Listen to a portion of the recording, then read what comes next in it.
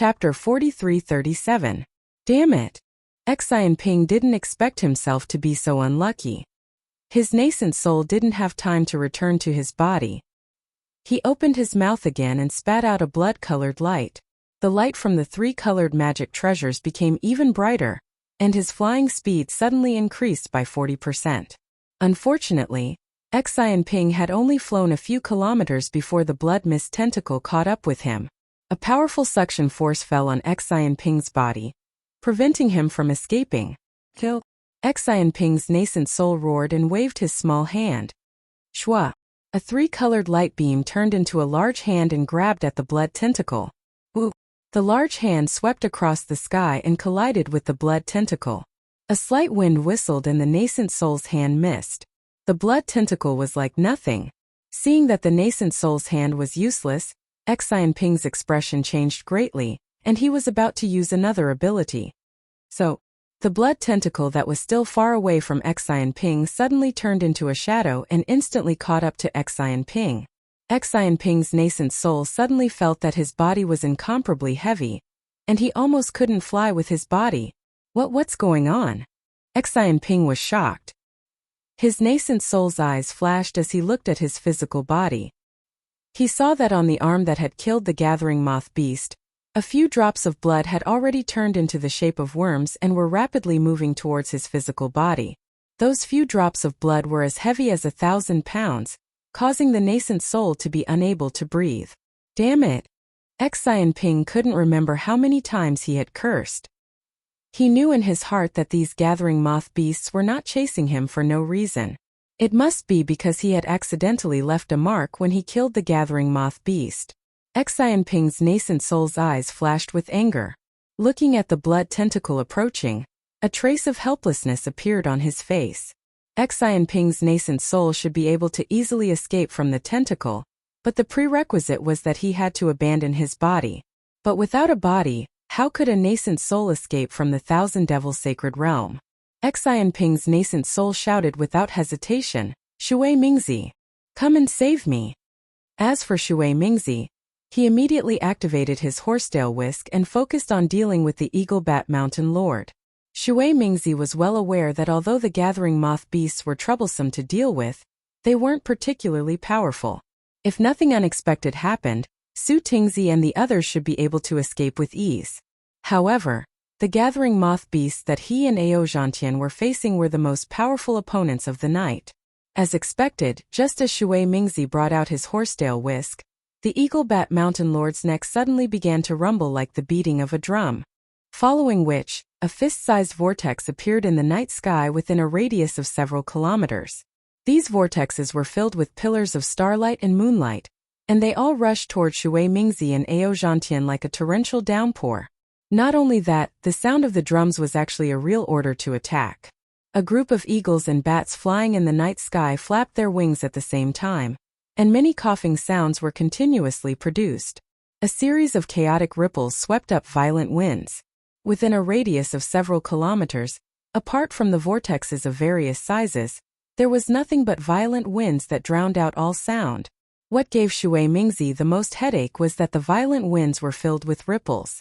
These ripples were like thousands of small hammers striking his Naiwan palace.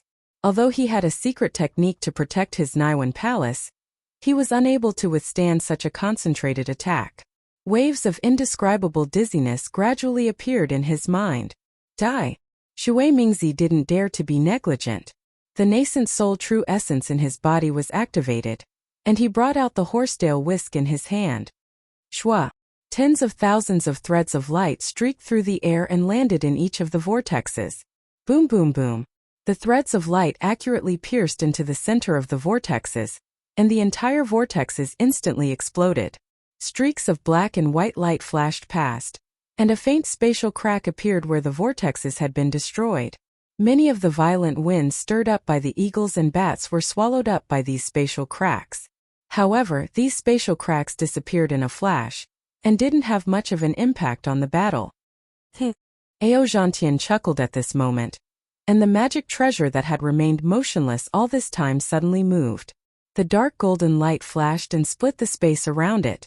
Swish swish swish. Wherever the light landed, It turned into countless dark golden phantoms like a stream flowing through a stream. Wherever the shadows passed, all the ripples were sliced apart, and the violent winds that had been wreaking havoc a moment ago suddenly came to a halt. See, Shui Mingzi couldn't help but suck in a breath of cold air when he saw how powerful Ao Zhantian's magic treasure was. He thought to himself, as expected of the Dragon Island, there are countless rare treasures.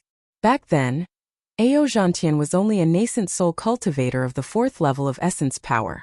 To think that he would be able to obtain such a powerful dragon weapon. This dragon weapon seems to be as powerful as my Dao Sect's spiritual magic treasure. The Eaglebat Mountain Lord wasn't surprised when he saw the ripples being destroyed by Ao Zhantian and Shui Mingzi. Instead, he smiled faintly, and his wings suddenly began to flap again. A series of thunderous booms that were even more concentrated than the beating of the drums rang out once again, and layers of explosive ripples surged towards Shui Mingzi and Ao Zhantian. Shui Mingzi's expression changed when he saw the explosive ripples surging towards him. However, Ao Zhantian actually chuckled like the Eaglebat Mountain Lord. He rubbed his hands together and shouted, "Combine!" As Ao Zhantian's magic power spread out, the countless dark golden shadows suddenly disappeared, and a scythe magic treasure that was several zhang long strangely appeared near the Eaglebat Mountain Lord's shadow. Then it slashed towards the Eaglebat Mountain Lord with lightning speed. The Eaglebat Mountain Lord was shocked and instinctively cried out twice.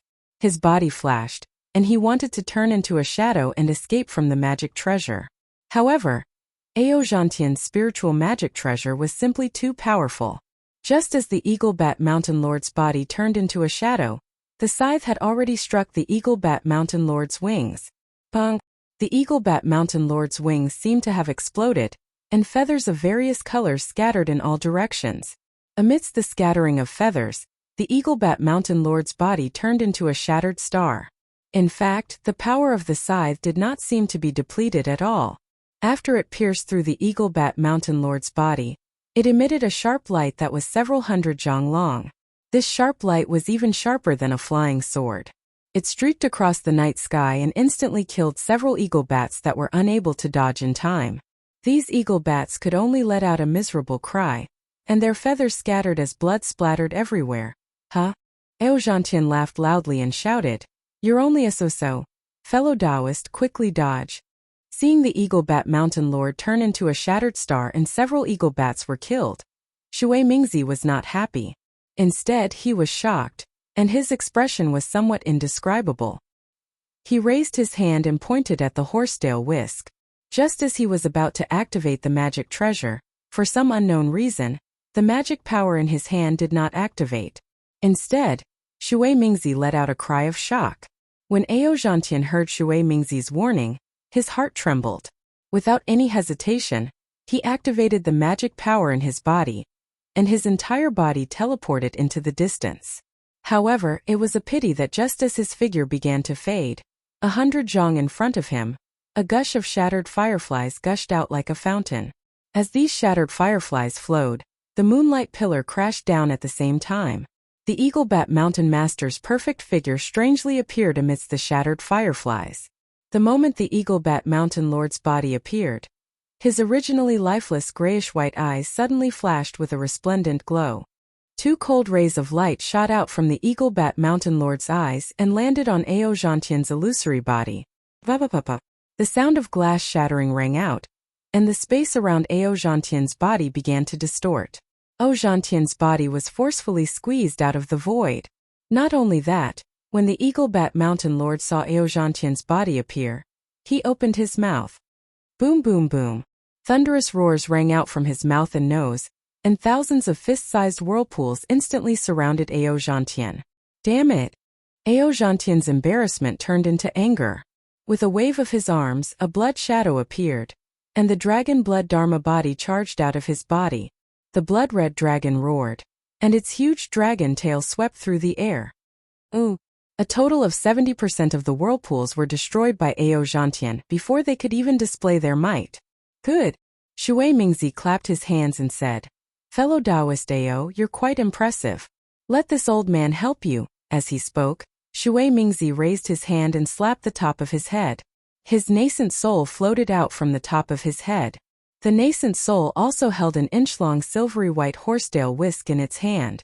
However, the tail of the horsetail whisk flickered and emitted a two-colored brilliance. Furthermore, this brilliance contained starlight. When the nascent soul waved the horsetail whisk, the starlight instantly shone brightly. Shua. As Shui Mingzi's nascent soul waved the horsetail whisk, boundless heaven-earth yuan qi surged. Furthermore, the pillars of starlight around the Eagle Bat Mountain Lord also split apart and scattered on the horsetail whisk. Tens of millions of light strands instantly covered the space within 1,000 zhang. With a series of screeching sounds, a small portion of these light strands pierced through the void, while the majority of them emitted a cold aura as they pounced towards the Eagle Bat Mountain Lord. Seeing Shui Mingzi using his sacred art, the Eagle Bat Mountain Lord suddenly lifted its head and opened its sharp, protruding beastly mouth. Ooh! A scarlet-red pillar of light shot out from the mouth of the Eagle Bat Mountain Lord like a flood. This pillar of light wasn't aimed at Shui Mingzi or Ao Zhantian. As this pillar of light descended into the night sky, the starlight around the Eagle Bat Mountain Lord's body flickered slightly and floated out. Then, a small portion of the pillar of light shot towards the starlight. Wung wung. A strange sound rang out within 1,000 zhang of the Eagle Bat Mountain Lord. Amidst the sound, the space around the Eagle Bat Mountain Lord started to distort. Within the starlight, the light strands that Shui Mingzi had used previously were forced to appear. At this moment, the light strands were already distorted by the spatial pressure, and were unable to pose much of a threat to the Eagle Bat Mountain Lord. Not only that, when the Eagle Bat Mountain Lord shot out a large portion of the pillar of light into the night sky, the entire night sky was also distorted. Even the thousands of eagle bats that were surrounding the Eagle Bat Mountain Lord were affected by the pillar of light. At the same time, they let out a series of cough-cough sounds. The space within a few dozen li was once again enveloped by the ripples as a series of formless waves rose up. Chapter 4338. Damn it! At this moment, Ao Zhantian's Anaiwan Palace was shaking violently. Not only could he see it with his naked eyes, but he could also feel the world spinning around him. Ao Zhantian's dragon blood dharma body trembled slightly as if it couldn't maintain its balance. Ao Zhantian cursed angrily as his dragon blood dharma body roared toward the sky. He wanted to borrow the power of the dragon blood dharma body to break through the encirclement of the Eagle Bat Mountain Lord and his subordinates. Roar! A dragon's roar soared into the sky. Unfortunately, it only traveled 1,000 feet before it was shattered by countless coughs. Even Ao Zhantian's dragon blood dharma body showed signs of collapsing. Not good. Ao Zhantian's heart jolted upon hearing this, and he seemed to have come to a sudden realization. The eagle bat is the nemesis of the gathering moth beasts, and the gathering moth beasts possess the power of bloodlines. Isn't my dragon blood dharma body also manifested from my bloodline? How was it possible for me to destroy the energy waves of the Eagle Bat Mountain Lord? Could it be that the demon race also knows how to plan? Wang. Just as Ao Zhantian was puzzled, the entire night sky trembled again. Countless pillars of starlight descended and grabbed onto Ao Zhantian's dragon blood dharma body like a giant palm. Ao Zhantian's expression froze, and he hurriedly tried to withdraw his dragon blood dharma body back into his body. Unfortunately, how could he still control the situation at this point? A huge force pressed down on his head like a boulder, and he couldn't activate his dragon blood dharma body no matter what. Ao Zhantian didn't dare to be careless. He rubbed his hands together, and streaks of light as thin as hair fell into the sky. The space in front of him trembled as countless origin chi of heaven and earth broke through the pillars of starlight. Whoosh! As Ao Zhantian made a few hand seals, the scythe rushed into the sky and sliced through most of the pillars of starlight. The dragon blood dharma body finally moved again, and it fell toward Ao Zhantian's body. Fellow Taoist Ao, let me help you. Seeing that Ao Zhantian was in trouble again, Shui Mingzi's body swayed, and he waved the horsetail whisk in his hand again. At this moment, Xian Ping's cry for help sounded strangely. Shui Mingzi, come save me. Ah! Shui Mingzi was shocked. He didn't care about Xian Ping's disrespect and naturally released his divine sense. Buzz buzz. When his divine sense landed in the night sky, a feeling of dizziness immediately entered Shui Mingzi's mind. Shui Mingzi was shocked. He quickly withdrew his divine sense and looked up. Seeing that Xian Ping was in danger, Shui Mingzi was extremely shocked. He glanced at Ao Zhantian and the Eagle Bat Mountain chieftain in disbelief, seemingly hesitating. Fellow Taoist water, hurry and save Xian Ping. Ao Zhantian naturally heard Xian Ping's cry for help. He hurriedly shouted, "This old man still has some strength left." But Shui Mingzi seemed to have misgivings about something. However, it only lasted for a moment before his body flickered. A two-colored light flashed around him, and a faint demonic cloud appeared beneath his feet. Shui Mingzi teleported away, and in the space of a few breaths of time, he appeared 3,000 meters away from Xian Ping. Unfortunately, Shui Mingzi's figure had only just appeared. Before he could wave the horsetail whisk in his hand, the blood vessels on Xian Ping's body had already appeared like thick earthworms. With a loud bang, Xian Ping's body exploded. Damn it! Shui Mingzi was furious. He waved his horsetail whisk, and hundreds of strands of light shot towards the huge moth-gathering beasts. He shouted again, "Fellow Taoist Xen, don't panic. Hurry and come to this old man," who knew that it would have been better if Shui Mingzi hadn't said anything. As soon as Shui Mingzi spoke, a trace of resentment flashed across Xian Ping's nascent soul's eyes. The magic power around his body surged, and with a whoosh, he actually teleported into the distance. "Fellow Taoist Xian." Shui Mingzi was shocked. He hurriedly said, "This is the Thousand Demons' sacred realm. How can a nascent soul like you escape from being devoured by the demons?" As he spoke, Shui Mingzi was about to chase after Xian Ping. However, just as Shui Mingzi's figure moved, a wave of blood energy surged through his body. Not to mention teleporting, even flying was a bit troublesome. Damn it, damn it, damn it! Shui Mingzi was truly enraged. He opened his mouth, and a silvery white pillar of light fell into the strands of light he had shot out. With a boom, the strands of light flew up and instantly killed a huge moth-gathering beast. Shui Mingzi's magic treasure did indeed kill a moth-gathering beast. However, the crimson tentacle wasn't something that Shui Mingzi's magic treasure could defend against. The crimson tentacle changed direction and came crashing down on Shui Mingzi. At this moment, due to Shui Mingzi's departure, Ao Zhantian was facing off against the Eagle Bat Mountain Lord alone. He had just retracted most of his dragon blood avatar into his body when the light around him began to distort and ripple. The remaining avatar was already beginning to crumble. Roar! At this critical moment, a loud dragon's roar soared into the sky from afar, following which a powerful vital intent appeared out of thin air. This vital intent was very strange. It was like a river but also like a boulder. As it descended, it caused the Eagle Bat Mountain Lord to tremble violently.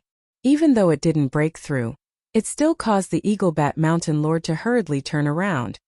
Which damned bastard dares to bully a descendant of the dragon tribe? A loud voice sounded from behind the vital intent. It was the language of the Thousand Beast Holy Realm. Good! Ao Zhantian was truly overjoyed. Even though he hadn't seen the newcomer yet, just from the power of the vital intent and the dragon's roar alone, he already knew that the newcomer was definitely a powerful ally. Sure enough, just as the Eagle Bat Mountain Lord spread its wings and soared into the sky, a demonic body that resembled a dragon and a snake descended from the night sky. The snake's tail, which was several dozen feet thick, whistled through the air as it came crashing down like a small mountain. Where the serpent tail landed, the Eagle Bat Mountain Master similarly flapped his wings to receive the attack. Boom! With a loud explosion, the serpent tail was flipped over, and an ugly serpent dragon tumbled in midair, revealing its demonic body. The Eagle Bat Mountain Lord also tumbled through the night sky.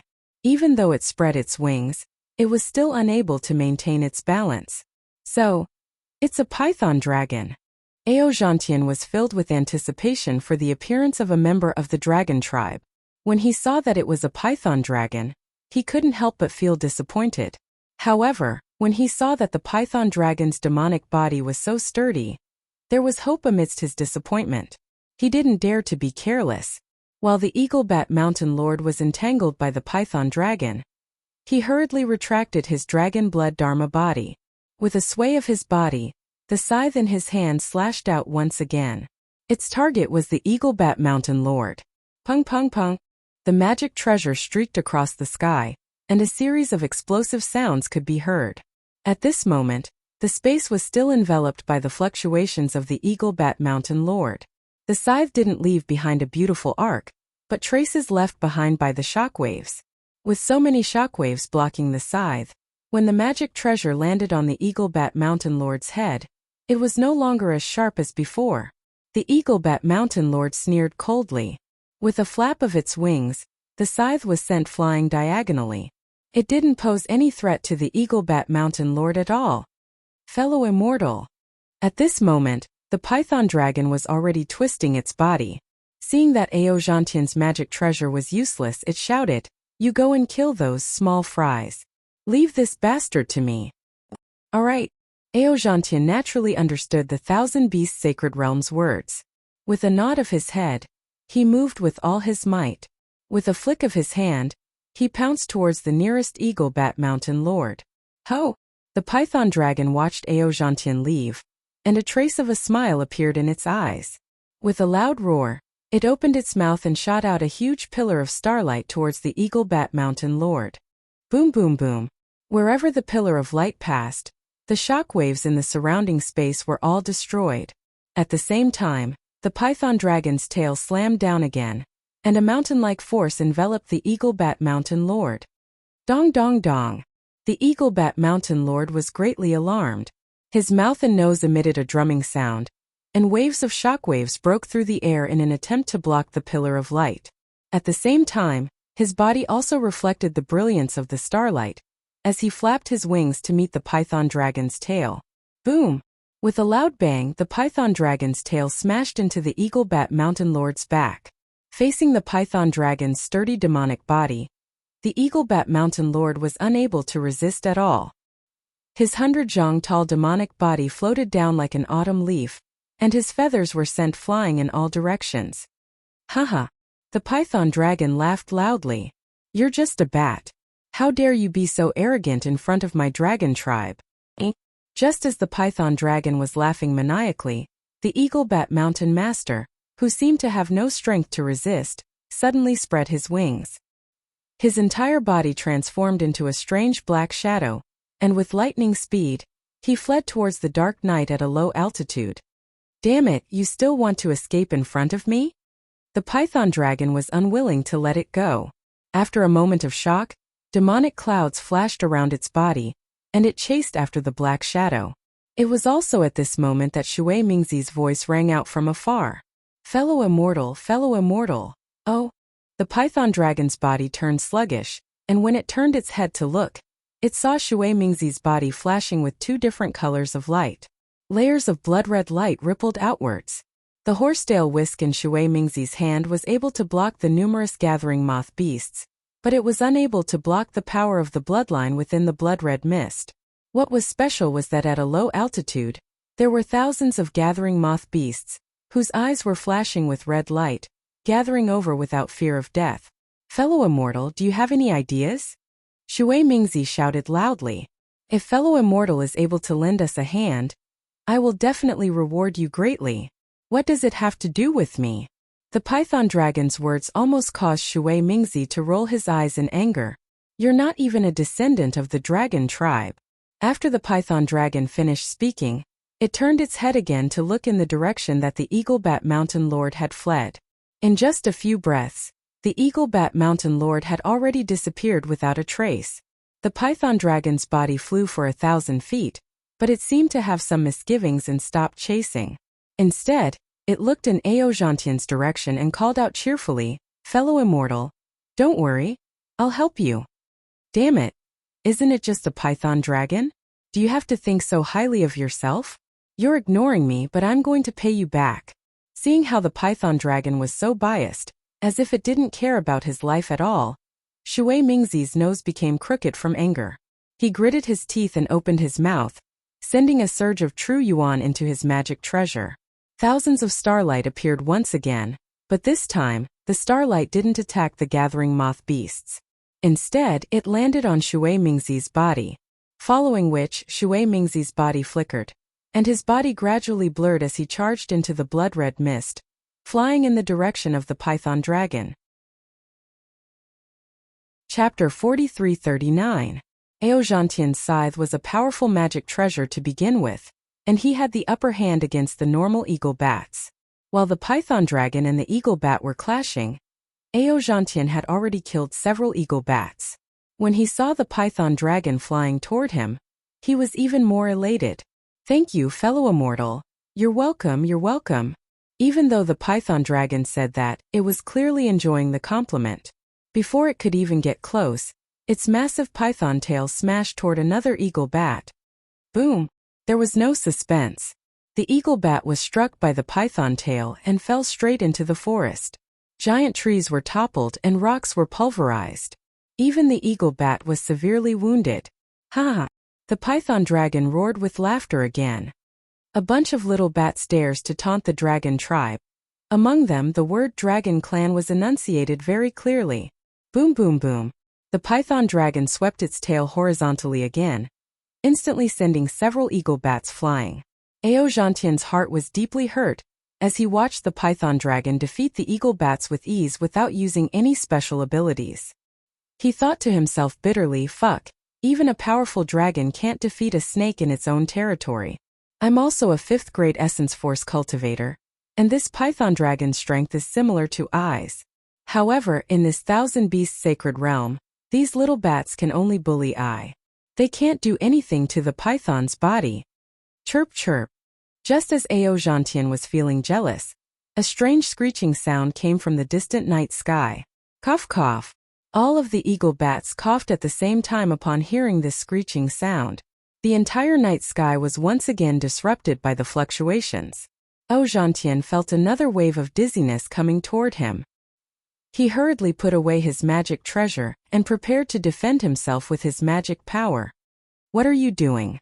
Trying to escape?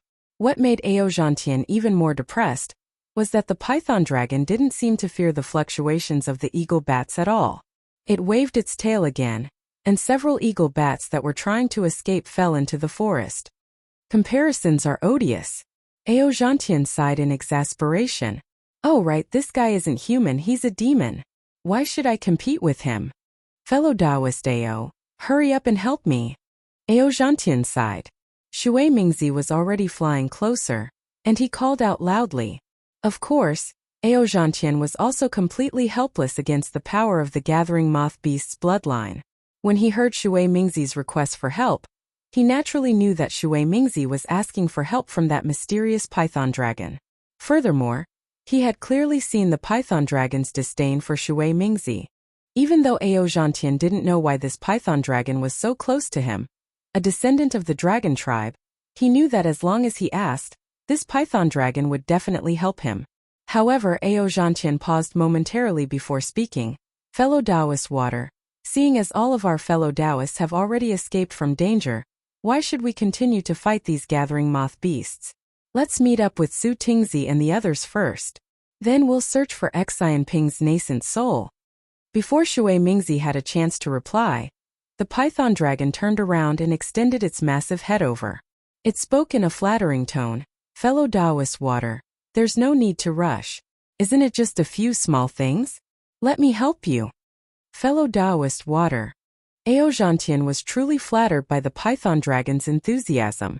He hurriedly wanted to say something, but the python dragon didn't give him a chance to do so. The python dragon raised its head slightly, and the pillar of starlight around its body shone brightly. Then the python dragon charged toward the gathering moth beasts and the blood mist in its wake. Roar roar roar. It roared 3 times in quick succession. Following the roar, a violent gale swept up, and the night sky within a radius of several dozen kilometers darkened. Not only was the blood mist completely swept away by the gale, but even the gathering moth beasts were swept up into the air. Countless huge trees were uprooted at low altitudes, and the howling of the gathering moth beasts reverberated throughout the forest. Aojantian and Shui Mingzi were dumbstruck. The two of them looked on with incredulity. The gathering moth beasts that 2 out of Aperture Grandmasters and a dozen or so nascent soul Grandmasters couldn't handle were chased away by the python dragon's 3 roars. Furthermore, the 2 human cultivators could clearly see that the python dragon was only at the 5th grade origin chi realm. What it relied on was merely its innate divine ability. That was all. Cough cough. Oh, Gentian's mouth gaped open. Just as he was in shock, he suddenly caught a whiff of an indescribable stench. He hurriedly coughed a few times and held his breath. Only then did he discover that the stench was coming from the python dragon's mouth. Ao Gentian hurriedly coughed a few more times to cover it up. Then he smiled and said, "Fellow Taoist water, let's leave this place first. Once we find a safe place." The python dragon didn't wait for Ao Gentian to finish his sentence. "With me here, what's there to worry about?" That's true. Ao Gentian was a little embarrassed. He raised his head and looked at Shui Mingzi. Shui Mingzi also nodded with interest. Oh.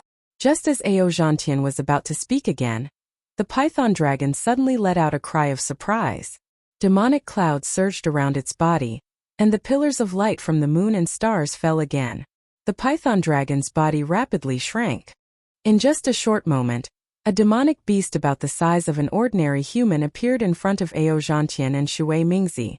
The python dragon greeted Ao Gentian and spoke in the human language of the hidden immortal continent. "My name is Aoe. How should I address you, fellow Taoist water?" "Oh, so it's fellow Taoist Ao." Ao Gentian hurriedly replied respectfully. "I am Ao Gentian. It really is fellow Taoist Ao." A smile appeared on the face of the python dragon called Aoe. "I knew that the weather would be good tonight. Coming out for a walk, I was sure to meet a benefactor. I wonder which dragon palace fellow Taoist Ao is the descendant of?" Seeing that Aoe was very unscrupulous and completely ignored him, Shui Mingzi felt helpless. Hearing Aoe's question, his heart couldn't help but tremble. Ao Gentian was a little embarrassed. Seeing the smile on Aoe's face, he didn't dare to hide anything. "I am a human cultivator from the hidden immortal continent. Although I have the bloodline of the dragon tribe, but I have nothing to do with the dragon palace of the four seas." "What? You have nothing to do with the dragon palace of the four seas?" Aoe seemed to deflate. The smile on his face immediately disappeared. He looked Ao Gentian up and down and said coldly, "Aren't you a descendant of the dragon tribe? How can you have nothing to do with the dragon palace of the four seas?" Ao Gentian clearly didn't expect Aoe's expression to change so quickly. He was stunned for a moment, then he smiled and said, "I am a human, not a member of the sea tribe. How can I have anything to do with the dragon palace of the four seas? If you say no more." Aoe waved his hand and said impatiently, "If you have nothing to do with the dragon palace of the four seas, then why did you show your dragon form? Fuck, this is so troublesome. You made me work for nothing. I was happy for nothing. Fellow immortal Ao." Shui Mingzi, who was at the side, smiled faintly and asked, "Doesn't your name have the surname Ao? Could it be that you are not a descendant of the dragon tribe of the dragon palace of the four seas?" Aoe's face revealed a trace of anger and embarrassment. He glared at Shui Mingzi with his large eyes. The python tail hidden behind his armor waved, and a demonic cloud appeared in the air. It looked like it was about to fly away. Shui Mingzi's lips curled into a mocking smile. He already knew that this python dragon's true form was a python. He belonged to the Thousand Beasts sacred realm, and his bloodline was relatively low. He thought highly of himself. Not only did he give himself the surname Ao, which only the dragon tribe could use, he also saw himself as a member of the dragon tribe. However, he was not a member of the dragon tribe, which was why he wanted to curry favor with the dragon palace of the four seas. When he saw Ao Gentian reveal his dragon blood Dharma body, he thought that Ao Gentian had something to do with the dragon palace of the four seas. Thus he came to save him. Now that he saw that Ao Gentian had nothing to do with the dragon palace of the four seas, he immediately turned his back on him and prepared to leave. Shui Mingzi ignored Aoe and allowed him to leave. However, Ao Gentian panicked and hurriedly called out, "Fellow immortal Ao, don't be in such a hurry." "What? You are not a descendant of the dragon palace of the four seas. Why are you holding me back?" Aoe asked with a cold smile. A faint smile appeared on Ao Gentian's face as he pulled out his scythe magic treasure. "Take a look at this, fellow immortal." "Why would I look at this?" Aoe did not even look at the magic treasure. He waved his hand and said, "Don't block my way. I still want to go to the North Sea to take a look, fellow immortal." Aozhantian did not dare to beat around the bush. Although I have nothing to do with the Dragon Palace of the Four Seas, I have been to the Dragon Island. This magic treasure is a dragon weapon I obtained on the Dragon Island. Ah, Dragon Island? Aoyi's body trembled when he heard this. However, the smile on his face immediately returned. He hurriedly flew to Aozhantian's side and asked, "Fellow immortal Ao, why didn't you say so earlier? So you are a descendant of the Dragon Island." Fuck. Shui Mingzi almost fainted when he heard Aoyi's words. He could not help but curse inwardly. This python must have gone crazy from wanting to have a pure bloodline. As soon as he heard that the Dragon Palace and the Dragon Island were related to bloodline, he was just a python. Even if he cultivated for 10 more lifetimes, he would still be a python. He has nothing to do with the true dragon tribe. Cough cough. Aozhantian coughed a few times and smiled. I am not. As soon as Aozhantian said no, Aoyi's expression changed. Aozhantian's eyes darted around, and he quickly changed the subject. Although I'm not a direct descendant of the Dragon Island, my dragon bloodline is extremely pure. That's why I had the opportunity to train on the Dragon Island. Fellow immortal, please take a look. This is the dragon weapon I obtained on the Dragon Island. Aoyi's expression immediately became respectful when he heard this. He reached out with both hands and took the scythe. He looked at it again and again. Although he could not see any dragon chi, he still looked a little reluctant to part with it. "Oh, not good. Fuck, if you don't return this python to me, what am I going to do?" Aozhantian suddenly panicked. He reached out for the magic treasure again and said, "This dragon weapon is only suitable for humans. After I refined it, the dragon chi is even more restrained. I'm afraid fellow immortal won't be able to see anything." Chapter 4340. This Aoi was clearly reluctant to return the scythe, but after hearing Aozhantian say that it could only be used by humans and that it had already been refined, he reluctantly let go. Aozhantian hurriedly put away the magic treasure and heaved a sigh of relief. Aoi then probed, "Fellow immortal Ao, when will the Dragon Island trial begin? What kind of bloodline do I need? Do I have a chance? Can you introduce me to the Dragon Islands? Dragon King? Country bumpkin." Shui Mingzi cursed in his heart upon hearing Aoi refer to the Dragon Island's dragon tribe as Dragon King. Aozhantian chuckled. "Fellow immortal Ao, entering the Dragon Island requires an opportunity. Even I won't have the opportunity to enter the Dragon Island in the future." "You won't have the opportunity to enter the Dragon Island? Then what are you talking about?" Aoi was immediately enraged. Aoyi's reaction was completely within Aozhantian's expectations. He replied in an unhurried manner, "Don't worry, fellow immortal. I won't have a chance to enter the Dragon Island, but I can introduce you to the dragon tribe." Shui Mingzi's brows furrowed slightly upon hearing this. "Fellow Taoist Ao, what do you mean by this? Could it be that you want to befriend this demon tribe?" "Please wait a moment, fellow immortal Ao." Aozhantian smiled at Aoi before turning to Shui Mingzi. "Fellow Taoist Shui, don't you think it's quite dangerous for us to travel through the 1,000-demon sacred realm with only a dozen or so human cultivators? Tonight, we only encountered moth-gathering beasts and eagle bats, and we were almost annihilated. Although we're all safe now, fellow Taoist Xian Ping's physical body has been destroyed, and his nascent soul is missing. Su Tingzi and the other fellow Taoists have fled in panic. We've traveled more than several million kilometers from Baiqingyu, right? Who knows what kind of demon tribe we'll encounter during this time. Although this python dragon looks annoying, it's still a demon tribe member of the 1,000-demon sacred realm. With him leading the way, wouldn't it save us a lot of effort?"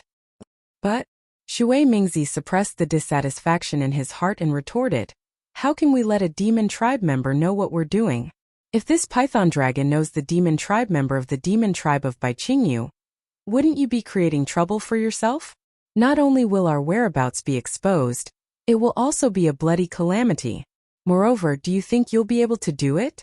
I've heard from fellow cultivator that you'll never be able to set foot on Dragon Island again." Aozhantian seemed to have a card up his sleeve as he replied calmly, "Of course we can't let this python know what we're about to do. However, since we are going to Bai Qingyu to participate in the banquet, why is there a need to hide this from others? Bai Qingyu's Demon King possesses remarkable abilities. It's perfectly normal for us Taoist cultivators to seek his protection. Iman Demon Iman Immortal BBB IMS of AA of IMS Iman Demon Dragon Tribe Members Dragon B Immortals Immortal Immortal IMS of the Immortal of Iman Dragon Immortal AO Iming Iman's Iman. This Flood Dragon's abilities are limited, but he's born with a python's body. His skin is thick and his flesh is hard to deal with. Ao Zhantian gave Shui Mingzi a sideways glance, then said with a meaningful smile on his face, "Fellow Taoist Shui, do you think it is impossible for me to introduce this boa dragon to the dragons of Dragon Island?" Oh, Shui Mingzi was surprised.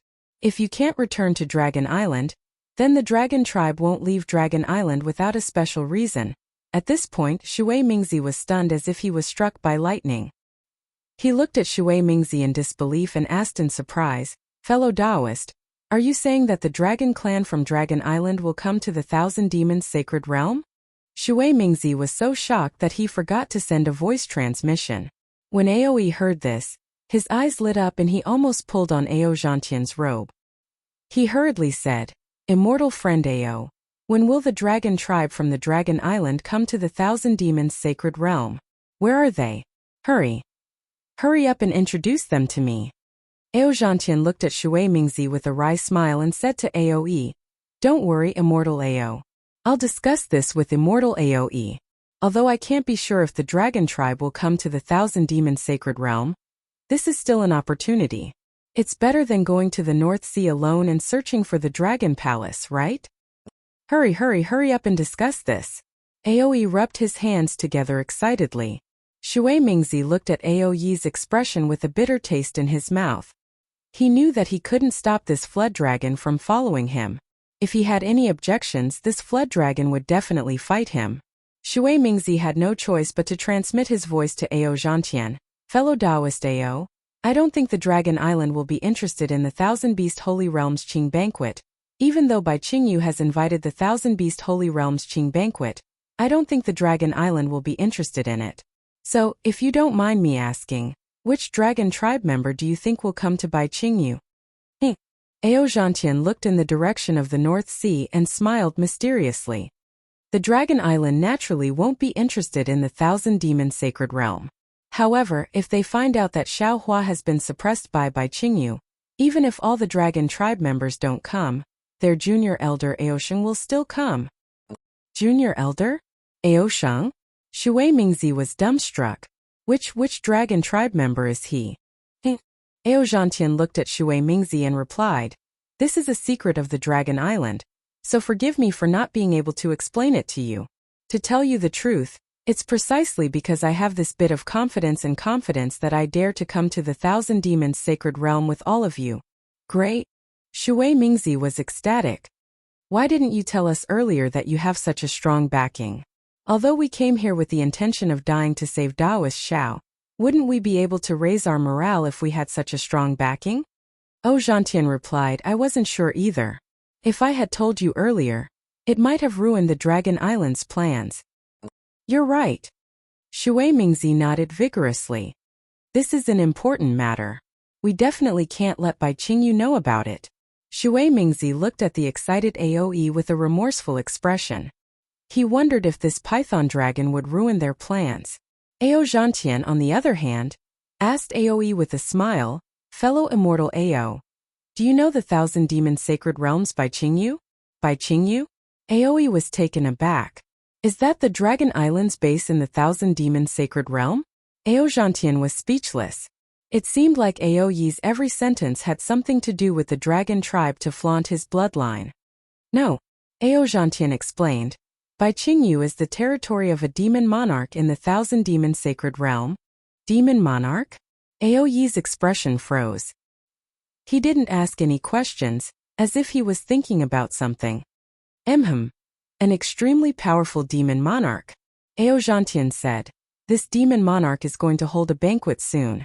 We're heading to Bai Qingyu to seek the protection of this demon monarch.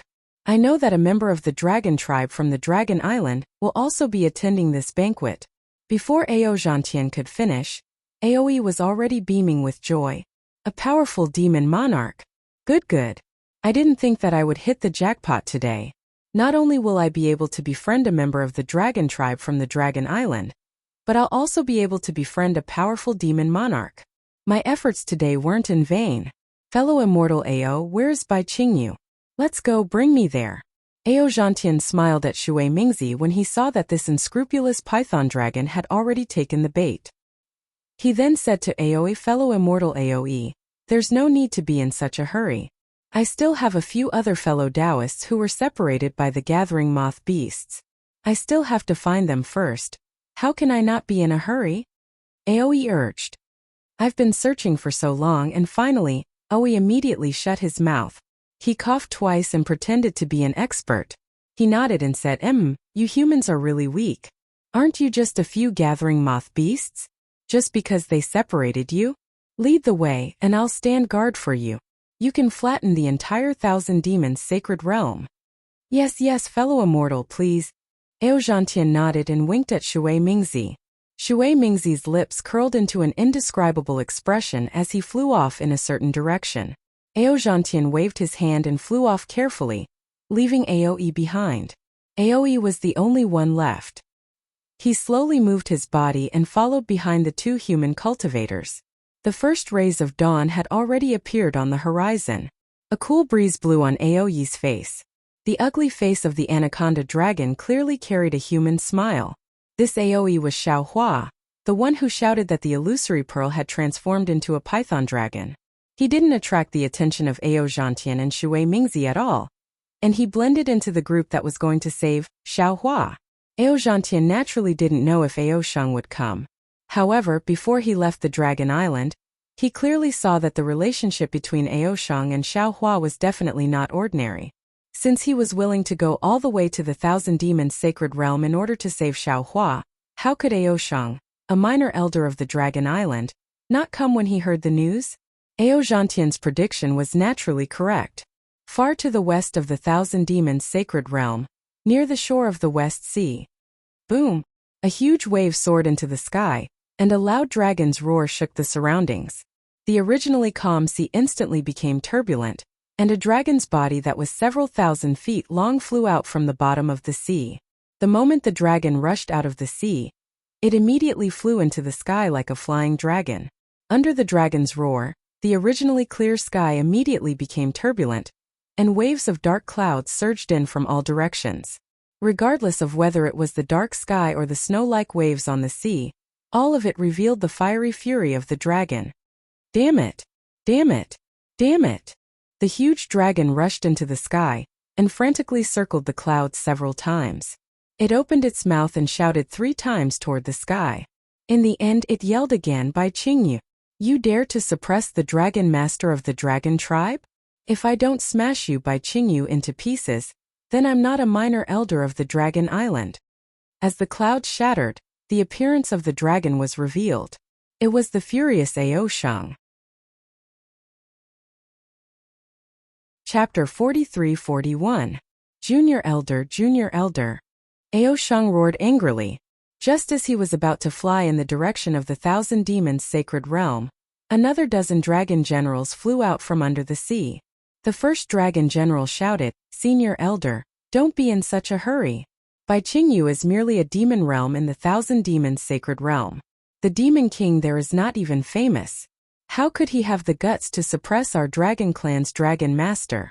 What you've heard is nothing more than some rumors. Second Elder has already sent out dragon generals to Bai Qingyu to gather information. If Xiao Hua, dragon teacher Xiao, is really suppressed in Bai Qingyu, there's no need for you to head there personally. My Dragon Island would have long dispatched troops to eliminate Bai Qingyu. Scram. Ao Sheng was even more furious. Don't follow behind me. Don't think that I don't know. You have already known about Bai Qingyu and the rumor that Xiao Longsher might be suppressed in Bai Qingyu. Then why didn't you tell me earlier? If it wasn't for me, how could I have eavesdropped on this matter? How long do you want to hide it from me? Junior Elder. Although the Dragon General felt wronged, he didn't dare to talk back to Ao Sheng. Instead, he smiled and said, if you are angry, you can vent your anger on me. This matter is far from as simple as Junior Elder thinks. Although our Dragon Island didn't announce Xiao Longshi's matter to the world, the Great Holy Palace in the Thousand Demons Sacred Realm still knows about it. That demon in Bai Qingyu must have received the news as well. Since they know that Xiao Hua is our Dragon Clan's Dragon Master, they still dared to risk universal condemnation to suppress him. They must have something to rely on. It's not difficult for our Dragon Island to kill Bai Qingyu, but it's difficult to find the person behind them. Moreover, Bai Qingyu is in the depths of the Thousand Demons Sacred Realm. Even if our Dragon Island dispatches troops, it will easily arouse the disgust of the Great Holy Palace. It might even lead to a war. Oh, and the Dragon Palace of the Four Seas. Therefore, the opinions of the various elders are not unanimous. It's hard for us to issue the Dragon Island command. Ao Sheng roared in midair. Is there any use in saying this now? You just need to tell me, is Xiao Longshi suppressed in Bai Qingyu? Do you have any plans to save him? The Dragon General hesitated for a moment before shaking his head and saying, this subordinate cannot be sure if Dragon Teacher Xiao is being suppressed in Bai Qingyu. Furthermore, without the order of the Dragon Hall's elder, I cannot go. Scram, scram, scram. Ao Sheng became even more furious and shouted, since you can't go, then don't talk nonsense here. In any case, Laozi has already decided. If you guys don't go, Laozi will go. Laozi only has Xiao Hua as a good friend in this world. If Laozi doesn't save him, who will? That Long Jiang still smiles and says, we naturally won't go and save Dragon Master Xiao. However, we need to protect Junior Clan Elder. If Junior Clan Elder goes to Bai Qingyu, we will have to accompany her. Holy shit. Ao Sheng was stunned for a moment, and then he said happily, so this is your plan. Tell me, is this the Great Elder's idea? Long Jiang had an innocent look on his face as he shook his head and said, this subordinate never said that this was the Great Elder's idea. Ha ha ha. Ao Sheng laughed loudly and swung his dragon tail, saying, if that's the case, why aren't you guys following Laozi to the Thousand Demons Sacred Realm? Don't rush, don't rush. That Long Jiang narrowed his eyes and looked in the direction of the West Ocean and replied, the dragon who leaked the news of Bai Qingyu to Junior Clan Elder hasn't appeared yet. How can we go to Bai Qingyu alone? It can't be. Ao Sheng stopped smiling and said with a bitter face, does the Great Elder know about this as well? This subordinate must correct Junior Clan Elder's words. Long Jiang said seriously, the Great Elder doesn't know about this at all. Even the elders of the Dragon Hall don't know about this at all. Junior Clan Elder made the decision on her own. In order to protect Junior Clan Elder, this subordinate has no choice but to go to Bai Qingyu. As for Junior Clan Elder being with Ao Zhan, that's purely an accident. Roar. Just as Long Jiang finished speaking, a pitch-black dragon body rushed out of the blue water in the West Ocean. An unusually ferocious aura was emitted from the dragon horn on the dragon body. Ao Sheng looked up and saw Ao Zhan in his pitch-black dragon armor. There weren't any other dragons behind Ao Zhan. However, as soon as Ao Zhan appeared, the dozen or so Long Jiang beside Ao Sheng immediately became alert. They silently spread out and protected Ao Sheng in the center. Oh, why are there only a few Long Jiang? Ao Zhan didn't release his Yuan Shun because he wanted to hide his tracks. When he saw the dozen or so Long Jiang beside Ao Sheng, he couldn't help but be surprised. He shouted, damn it, just the few of you are not even enough to fill the gaps between Bai Qingyu's teeth. After saying that, Ao Zhan stopped in midair and looked at Ao Sheng thoughtfully. He then said, Ao Sheng, did you not tell the Great Elder about the information I gave you? Impudent. Without waiting for Ao Sheng to speak, the leading Long Jiang berated, this is our Dragon Island's Junior Clan Elder, Ao Zhan. How can you call him by his name? Go away. Ao Sheng's face was full of disdain. He waved his dragon claw and pulled the Long Jiang aside. He said, Ao Zhan and I have experienced life and death in the Stacked Jade Legacy realm. There's no need to use the Dragon Island's rules to restrain him. Besides, in the future he... Cough cough. Seeing that Ao Sheng was about to reveal some secret, Ao Zhan hurriedly coughed and stopped Ao Sheng. Ao Sheng chuckled and replied, do I need you to say it? Of course I know what you mean. After I got the information I quickly went to find the Great Elder. However, ever since he left the folded Jadeite Legacy realm, He has been meditating. Not to mention me, even the other elders don't see him often. The majority of the Dragon Island's affairs are all controlled by the second elder. Oh, the second elder. Aozhan's eyes narrowed as a strange expression appeared on his face. Although I didn't see the great elder, I also reported the matter to the great elder's follower. Aozhan explained again, but after the follower returned, he didn't say anything. I could only go to the fourth elder. The fourth elder berated me and told me not to meddle in the matters that didn't exist. He then chased me out.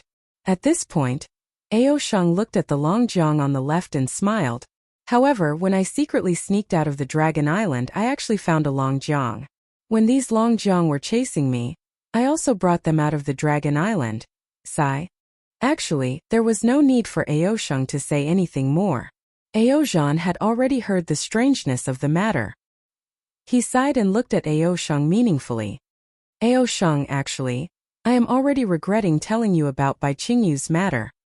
Why? Aozhan looked at Aozhan in shock and confusion, because Aozhan said word by word, I didn't expect that Aozhan, a small elder of the Dragon Island, would be willing to go through a mountain of swords and a sea of flames for the sake of a close friend. Damn it. Aozhan's eyes were a little wet as he laughed. Isn't it just a mountain of swords? Isn't it just a sea of flames? I don't even care about them. But a hint of warmth appeared in Aozhan's eyes as he solemnly advised, Aozhan, you're a minor elder of Dragon Island. You're different from the other dragons, and you're also different from me. Let's not talk about where you are or what others say. You represent the Dragon Island. Your words and actions cannot be crossed in any way. Bullshit, bullshit. Aozhan was getting impatient. He waved his tail in the air and shouted, I am Aozhan. I have nothing to do with the Dragon Island. That's right. You're Aozhan. Aozhan nodded solemnly. That's exactly what the Dragon Palace of the Four Seas is thinking. Aozhan's death is completely different from the death of a minor elder. Who dares? Aozhan was about to roar again, but before he could finish, Aozhan roared and the dragon chi around him surged. Thick dragon marks appeared on the black dragon armor. Once the dragon marks appeared, not only did the seawater below Aozhan soar into the sky, countless water-based chi of heaven and earth turned into crystals and fell into the dragon marks. Even the other chi of heaven and earth within a few miles turned into a gust of wind and rushed towards him. How dare you? The dragon generals protecting Aozhan were shocked. They hurriedly moved and tried to block in front of Aozhan. However, when Aozhan roared earlier, he was already much closer to Aozhan. Now that Aozhan suddenly exerted force, the black light turned into several dragon phantoms and pounced on Aozhan from all directions. The dragon generals couldn't tell what was real and what was fake, so they didn't dare to move forward. When they wanted to block Aozhan behind them roared, Get out of the way, ooh. Behind the dragon generals a golden light appeared. Within the light, streaks of dragon patterns covered the sky as they rushed towards the black dragon mark. Within the light, Aozhan's dragon body was like a mountain as it rushed towards the black dragon mark with a sharp aura and dragon's might. Boom! Aozhan flew out of the protection of the dragon generals and collided with Aozhan's dragon body. Waves of air surged into the sky. Not only did it tear 1,000 feet deep trench in the sea, it even tore the clouds in the sky apart. Roar, roar, roar.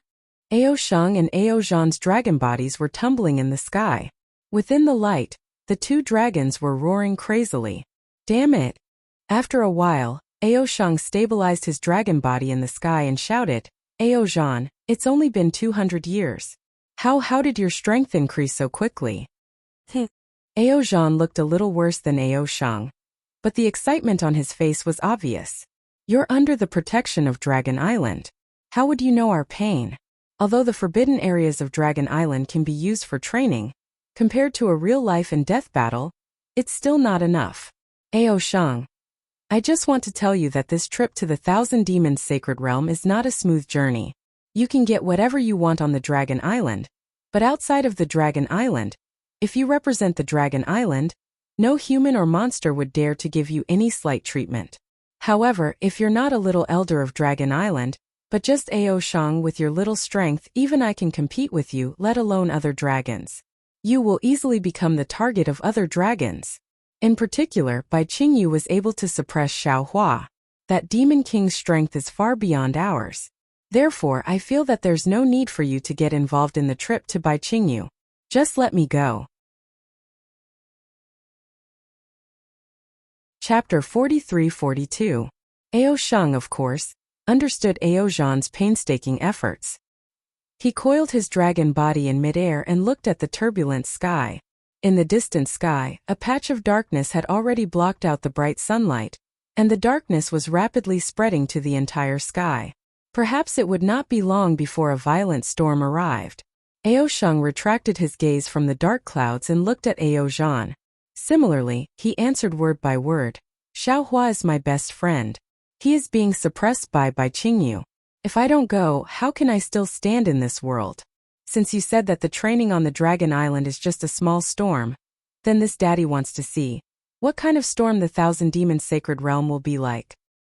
Don't worry. Ao Zhan raised his dragon head and laughed. Even if there is a storm, I will stand in front of you. Let's go.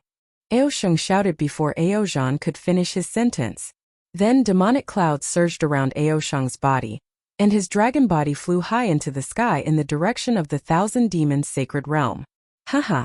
Ao Zhan laughed in the sky when he saw the dozen or so dragon generals chasing after Ao Sheng. He urged his dragon body to fly away. The Thousand Demons Sacred Realm in the distance was like the back of a giant beast on the surface of the sea. Although he couldn't see its true appearance, Ao Zhan knew that what awaited him was a bloody storm that he had never seen before.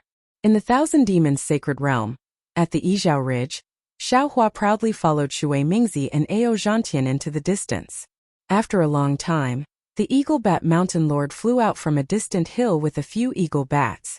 The Eagle Bat Mountain Lord was not used to the intense sunlight, but he still flew high into the sky and looked in the direction Xiao Hua left in. Only then did he speak. Fourth Mountain Patrol Envoy, how many boy did my Yizhao Ridge lose in last night's battle? Reporting to Mountain Lord, 43 boy. The same Mountain Patrol Envoy from last night hurriedly replied. Humph, how dare they injure so many boy of mine? The Eagle Bat Mountain Lord cursed fiercely. Those damned human cultivators, if it weren't for the ancient Bell Mountain, this daddy would have killed them all. Hey Mountain Lord, the loss of my Illumination Ridge is nothing. You haven't seen the moth-gathering beasts yet. After being tormented by those human cultivators and that disgusting python, not only did they fail to mate normally, most of them died. I'm afraid it will take them 1.5 years to recover. What does the life and death of the moth-gathering beast have to do with me? Eaglebat Mountain Master glared at Eaglebat and scolded.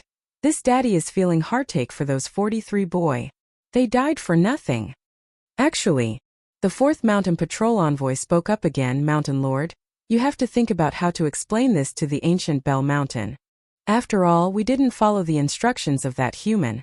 When the Eaglebat Mountain Master heard that, he subconsciously flapped his wings and roared, what else is there to explain? It's not that I don't want to give that human a chance to defeat me. It was just that last night was too strange. Not only were they about to encounter a gathering of moths to mate, but a python appeared at the end. I haven't even feigned defeat. And that python dragon has already defeated me. That python dragon is a true demon of the Thousand Demons Sacred Realm. How can we eagle bats compare to it? Yes, that's true. The fourth Mountain Patrol Envoy replied with a smile, but we didn't follow the plan and let that human save all the other humans. I'm sure it will affect the arrangements of the ancient Bell Mountain. If the ancient Bell Mountain sends a demon general over, the Mountain Lord will have to explain properly. Don't cause a misunderstanding with the ancient Bell Mountain. Damn it, these humans are so troublesome. Eaglebat Mountain Master said impatiently. I don't know what the ancient Bell Mountain is planning. What are they playing at? With that, Eaglebat Mountain Master flapped his wings and descended the hill. He ordered, you and the others, continue to check the surroundings. There have been many humans coming from the North Sea recently. Who knows what kind of trouble there might be? Yes, the eagles and bats responded and flew to different places. The fourth Mountain Patrol Envoy flew in the air for a while and understood the situation of the nearby mountain range. Then he turned his head and listened for a long time. Then he turned around and flew into the forest of giant trees. He carefully concealed himself and headed towards the mountain range in the distance. After flying for the time it took to finish a meal, the fourth mountain patrol envoy finally arrived at the side of the mountain range. He saw that the eagle bat didn't approach the mountain range. Instead, it landed on a protruding mountain rock and raised its head to cough at the surroundings. The sound waves naturally caused some ripples, causing many giant trees and rocks to shatter. After waiting for the time it took to brew a cup of tea and seeing that there was no abnormal movement, the eagle bat landed in the valley in the distance. In the valley, there was a shallow pool with rippling water. Halfway up the mountain there was a small waterfall. The sound of flowing water wasn't particularly loud. The eagle bat flew over the pool and arrived in front of the waterfall. It coughed a few times and the water of the waterfall was immediately lifted, revealing a rather large cave inside. The eagle bat rushed into the water without hesitation and landed in the cave. At that moment, the cave flickered with the light of a restriction. It was triggered by the eagle bat's sound waves.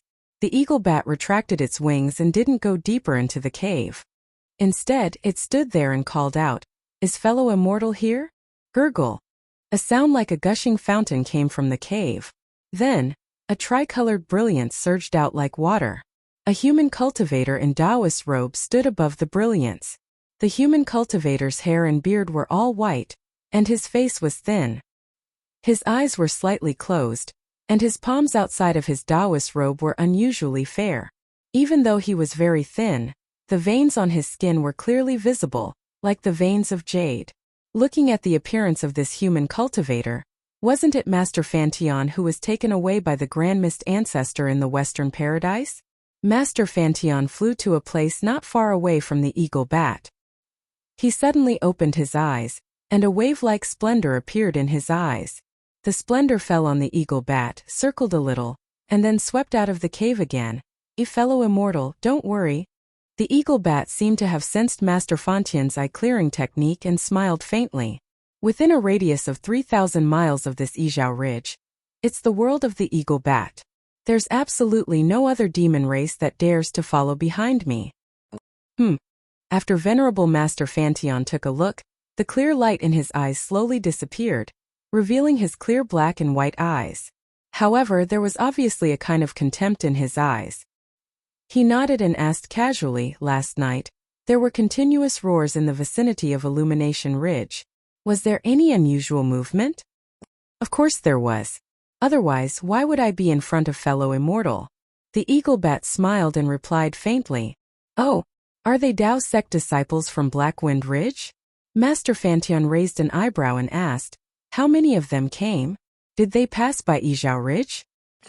The eagle bat hesitated for a moment before replying, "Fellow immortal's question really makes it difficult for me. The unusual movement last night is related to Bai Qingyu. I don't dare to speak carelessly outside." Master Fantion's eyes lit up when he heard the eagle bat mention Bai Qingyu. He raised his hand and took out a small Qingkuan pouch and handed it to the eagle bat. "Fellow immortal, this is a pill refined by my ancestor. It's very useful for demon race in the Thousand Demon Sacred Realm. Especially a few marrow cleansing pills. Ordinary demon race like Gathering Realm cultivators will have unexpected effects if they take them." Haha. The eagle bat didn't refuse and took the pouch. "Thank you, fellow immortal." After putting away the pouch, the eagle bat said, "I really don't know how you humans are so smart. The pills you refined are truly miraculous.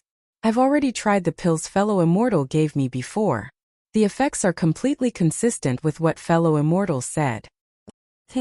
Master Fantion replied, "Our Tao sect's secret techniques have a long history and can be traced back to ancient times. The Confucian cultivators and Buddhist sect were suppressed by our Tao sect to the point that they couldn't even raise their heads. Now our Tao sect's pill refinement techniques are only superficial. Of course, even this superficial technique is still difficult for the Confucian cultivators and Buddhist sect to reach. Now, my ancestor is the #1 pill refiner in the world. If he claims to be #2, no one would dare to claim to be #1. As long as fellow immortal works with my ancestor, there will be countless opportunities like this in the future. Immortal pills and miraculous medicines will be as easy as lifting a finger." "Haha, that's good, that's good." The eagle bat laughed. In that case, I don't dare to hide anything from fellow immortal. The people who passed by my Izhao Ridge last night weren't the Black Wind Ridge disciples you mentioned. Most of these cultivators were at the 4th level of Essence Qi. 2 of them were even at the 5th level. They don't match the strength of the Black Wind Ridge disciples. Of course, these dozen or so Dao sect cultivators are also from the human race. If they pass by my Izhao Ridge under normal circumstances, we wouldn't interfere too much. However, before fellow immortal came to find me, one of the humans came with the token of the ancient Bell Mountain's Demon King, and asked my Izhao Ridge to put on a show with him. Put on a show? What do you mean? When he heard that the person who came wasn't the Black Wind Ridge disciple he was concerned about, Venerable Master Heaven Flipping was a little distracted. However, when he heard the Eagle Bat's explanation, he was stunned and asked curiously. The Eagle Bat laughed. It's a show. Let my mountain lord defeat the other human cultivators, and let this human rescue the other cultivators. Let this cultivator be the leader of the other cultivators. Hehe. That's really interesting. Venerable Master Heaven Flipping laughed. It seems that the show yesterday was very exciting. If this old man wasn't afraid of being discovered by your mountain lord, I would have gone to take a look long ago. It's more than exciting. The Eagle Bat replied. It's simply brilliant. Thinking about it now makes this old man very excited. Fellow immortal, can you tell us more about it? Venerable Master Heaven Flipping asked with a smile. Chapter 43-43. Seeing that Venerable Master Fantion was interested, Eagle Bat couldn't help but smile. Of course, don't you humans have a saying that you don't deserve it? I got so many elixirs from you, but I didn't help you catch a few disciples of the Black Wind Ridge, so I naturally have to tell you in detail. After Eagle Bat explained the process of the matter, Venerable Master Fantion frowned and asked thoughtfully, what is the name of the human descendant of the ancient Bell Mountain? I don't know about this. Eagle Bat shook his head and said, when that human came, it was my master who received him personally. We weren't there. You said that one of the 2 human cultivators with 5th level essence power is surnamed Ao, and the other is surnamed Shui? What about the other cultivators? Venerable Master Fantion thought for a moment and asked again. Eagle Bat thought for a moment and replied, the cultivator surnamed Shui is the descendant of the ancient Bell Mountain. I didn't hear the other names clearly. Oh, it seems that one of them is called Xian Tingzi? Xian Tingzi? Venerable Master Fantion thought for a moment and said, as far as I know, among the nascent soul cultivators on the hidden immortal continent, there is one called Xian Tingzi. He seems to have participated in. Speaking of this, Venerable Master Fantion's face showed a trace of ecstasy. He raised his hand and said, fellow cultivator, I still have some things to do, so I won't see you off. Eagle Bat didn't care what Venerable Master Fantion was thinking. He understood the meaning of Venerable Master Fantion's words. He spread his wings and flew out of the cave, then he carefully flew toward the hill. Venerable Master Fantion's body flashed with water light again. He didn't rush to use the water escape technique to leave. Instead, he narrowed his eyes and looked at the water splashing down. He secretly smiled. Xian Tingzi participated in the Yaotai gathering more than 200 years ago. Not only did 80% of the nascent soul cultivators die on the Yaotai mountain, even the Star Lord Hall's Master Kong Hongwu, Jingmu Xian, Tail Fire Tiger, Sun Horse of Star, and Plum Sun Chicken all died. The strangest thing is that until now, the Immortal Palace still hasn't found out who killed these Star Lords. Xiao Hua naturally participated in that Jade Pavilion gathering, and he is the most suspicious. Now that Xiao Hua was being suppressed by Qingyu, Su Tingzi must have taken the risk to head to Qingyu for Xiao Hua. There must be some unknown secret behind this. Since all the cultivators with Su Tingzi are heading to Qingyu, this cultivator with the surname Ao should be Ao Zhantian, who participated in the Jade Pavilion meeting. The cultivator with the surname Shui should be Shui Mingzi. Motherfucker. I really didn't expect Shui Mingzi to have the bloodline of the demon clan. He's even related to the ancient Bell Mountain. It was precisely because of the ancient Bell Mountain that he was able to step into the leaving aperture stage so easily. That was why he was so bold as to try and recruit Ao Zhantian, Su Tingzi, and the other cultivators under his command. Looks like my patriarch isn't the only one who has designs on the Black Wind Ridge Dao sect. Things are getting more and more interesting. This old man has to hurry and take a look elsewhere to see if there are any other Dao sect cultivators who participated in the Jade Pavilion meeting. I also have to pass this news to the patriarch as soon as possible. This puny Xiaohua. I'm afraid he doesn't just control the Black Wind Ridge Dao sect. He also has some other powers that the patriarch doesn't know about. Esteemed Master Fontian's figure swayed in midair as several splashes appeared. Just as he was about to disappear, he seemed to have thought of something and his figure froze in midair. He waved his hand and a jade slip appeared in his hand. He pressed the jade slip against his forehead. After a while, he frowned and muttered to himself, "Motherfucker," as expected. Shui Mingzi and Ao Zhantian weren't the strongest Dao sect cultivators who participated in the Jade Pavilion meeting. There were still 3 people who were suspected by the Immortal Palace back then. They were esteemed Master Sun Kong, Zhai Xingzi, and Zhang Daoran. These 3 were the most powerful of the surviving Daoist cultivators. Ao Zhantian and the others were here, so how could esteemed Master Sun Kong be far behind? These 3 were already in the late-stage nascent soul realm back then. I wonder if they had the opportunity to enter the out-of-aperture realm in the past 200 years. If they really did enter the out-of-aperture realm, this old man is no match for them. The patriarch's plan will most likely be affected. When Master Fantian said this, he put away the jade slip again. His expression became even more solemn. Then the water around him shone brightly. His body flashed slightly and turned into a stream of water light, disappearing from sight. In this world, anything that could happen would always appear in front of you inadvertently. Since esteemed Master Fantian could think of it, it would naturally happen. In the eastern part of the Thousand Demons sacred realm, there was a mountain range. A kind of bewitching purple demon grass covered the entire land and mountain peaks. The purple color that covered the entire mountain range was like a magnificent wave that flooded the entire world. Anyone who saw this purple color would involuntarily feel an indescribable sense of suffocation. This was a kind of beauty that didn't seem to exist in the mortal world. All humans and demons passing by couldn't help but stop in their tracks. On one of the purple waves, a beautiful woman in purple robes leaped about like a drop of water. Her bell-like laughter and waves of praise played a beautiful melody on the tranquil painting. Behind the woman were 3 Dao sect cultivators. The one in front was dressed in emperor's robes. There was a smile on his sculpted face. His smile was filled with boundless affection, and his gaze never left the woman. The 2 cultivators behind the emperor's garb tactfully distanced themselves from the 2. One of them looked at everything in front of him and couldn't help but sigh. Brother Daoran, do you think we should fly to Bai Qingyu first and let this pair of lovers stay here for a while? Brother Sun Kong. We've already been in the Thousand Demons sacred realm for more than 10 days. I don't dare to say that I'll meet demons every day, but I'm tired of fighting so much. Looking at such a beautiful scenery, not to mention Fairy Gusu, even this old man is a little intoxicated. Brother Daoran was naturally the Zhang Daoran that Fantian spoke of. At this moment, he also narrowed his eyes as he looked at the endless purple and spoke to Sun Kong very indifferently. Sun Kong curled his lips and rolled his eyes at Zhang Daoran. Zhai Xingzi and Gusu Qiudi are together and living a carefree life. Why are you pretending to be cultured behind them? There are so many beautiful sceneries in the Thousand Demons sacred realm. Why are you only intoxicated by this place? The people are beauties, the scenery is beautiful. Zhang Daoran smiled. Isn't it a great joy for us to be able to accompany fellow Daoist Zhai Xingzi to see such beautiful sceneries?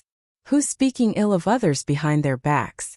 The emperor-robed cultivator in front was naturally Zhai Xingzi. He turned his head slightly and asked the 2 with a smile. Who's speaking ill of you behind your back? Sun Kong jumped up. I didn't plan on hiding it from you, Zhai Xingzi laughed. He pointed at Sun Kong and said, Haha, aren't you behind my back? At this moment, there was a loud rumble on a hill about 1,000 feet away from Gusu Qiudi. Dozens of pillars of Aoran Qi suddenly appeared. Within the pillars of Aoran Qi, chains of inscriptions that flashed with brilliance lunged at Gusu Qiudi like venomous snakes. Every single inscription on the chains of inscriptions produced a vortex of Aoran Qi. The dozens of chains of inscriptions separated Gusu Qiudi and Zhai Xingzi, sealing the space within 1,000 feet. The vast aura, whirlpool-like vast aura, crazily intertwined in the space and bound Gusu Qiudi's graceful body. In just a short moment, the originally calm and beautiful purple ocean was stirred up by a storm. Under the inscription chains, countless demonic grasses soared into the sky. The small and weak demonic grasses were crushed by the Aoran energy pillar, turning into purple juice that sprinkled all over the sky. Under the sunlight, this purple color was just like Gusuchoti's horror. It was truly heartbreaking. Zhai Xingzi's heart was naturally broken. His stone-like face twisted in pain. The Fa around him surged and stars appeared on the surface of his body. As Zhai Xingzi waved his hand, a giant hand condensed from starlight flew across the sky and grabbed at the vast aura chains. Before the huge hand could land, dozens of shadows of light rushed out from the purple vortex. The shadows of light were first flat and distorted, but when they reached midair, hundreds of mighty pillars of air came crashing down with loud rumbles. The pillars of air crashed into the shadows of light, and in the blink of an eye, the shadows of light filled up. With a loud laugh, the shadows of light broke apart rapidly, and each of them turned into an old man hundreds of feet tall. These old men wore black scholarly robes. The moment they appeared, they waved their hands and the vast aura chains fell into their hands. As the old men waved the chains, some of the chains fell in all directions. It was clear that they wanted to seal the entire space. Some of the other chains pounced towards Zhai Xingzi and the others. Just as Zhai Xingzi's giant hand was about to grab the inscription chain, the chain suddenly expanded. The inscriptions that were surging within the chain actually broke free from the chain and condensed into lines of poetry. With a great chi pillar, they crashed into the starlight hand like numerous flying arrows. When the inscription's armor runes crashed into the vast aura hand, there was a loud explosion. Boom boom boom. In the midst of the explosion, half of the vast aura hand was destroyed. Swoosh! Zhai Xingzi's expression changed slightly. The starlight around his body was activated once again. The giant hand let out another loud rumble. As Zhai Xingzi's body was about to fall again, the two inscription chains that were closest to the giant hand of starlight intertwined with each other and landed on the giant hand of starlight. Boom! The giant hand of starlight finally couldn't hold on any longer. Under the great pillar of qi, it turned into specks of starlight. Damn it! Zhai Xingzi's divine sense swept over and saw that Gusuchoti's figure had already disappeared under the Minglu shackles. Unknowingly, he was enraged. He cursed in his heart and slapped his head. Ooh! Thousands of starlight rushed out and turned into a star above his head. That star slowly rotated in the sky. Boom boom boom. Hundreds of light pillars of stars and moons broke through the barrier of the great pillar of qi and fell into the star. Chapter 43-44. Not good. The two old Confucian cultivators who were facing Zhai Xingzi were shocked when they saw the starlight.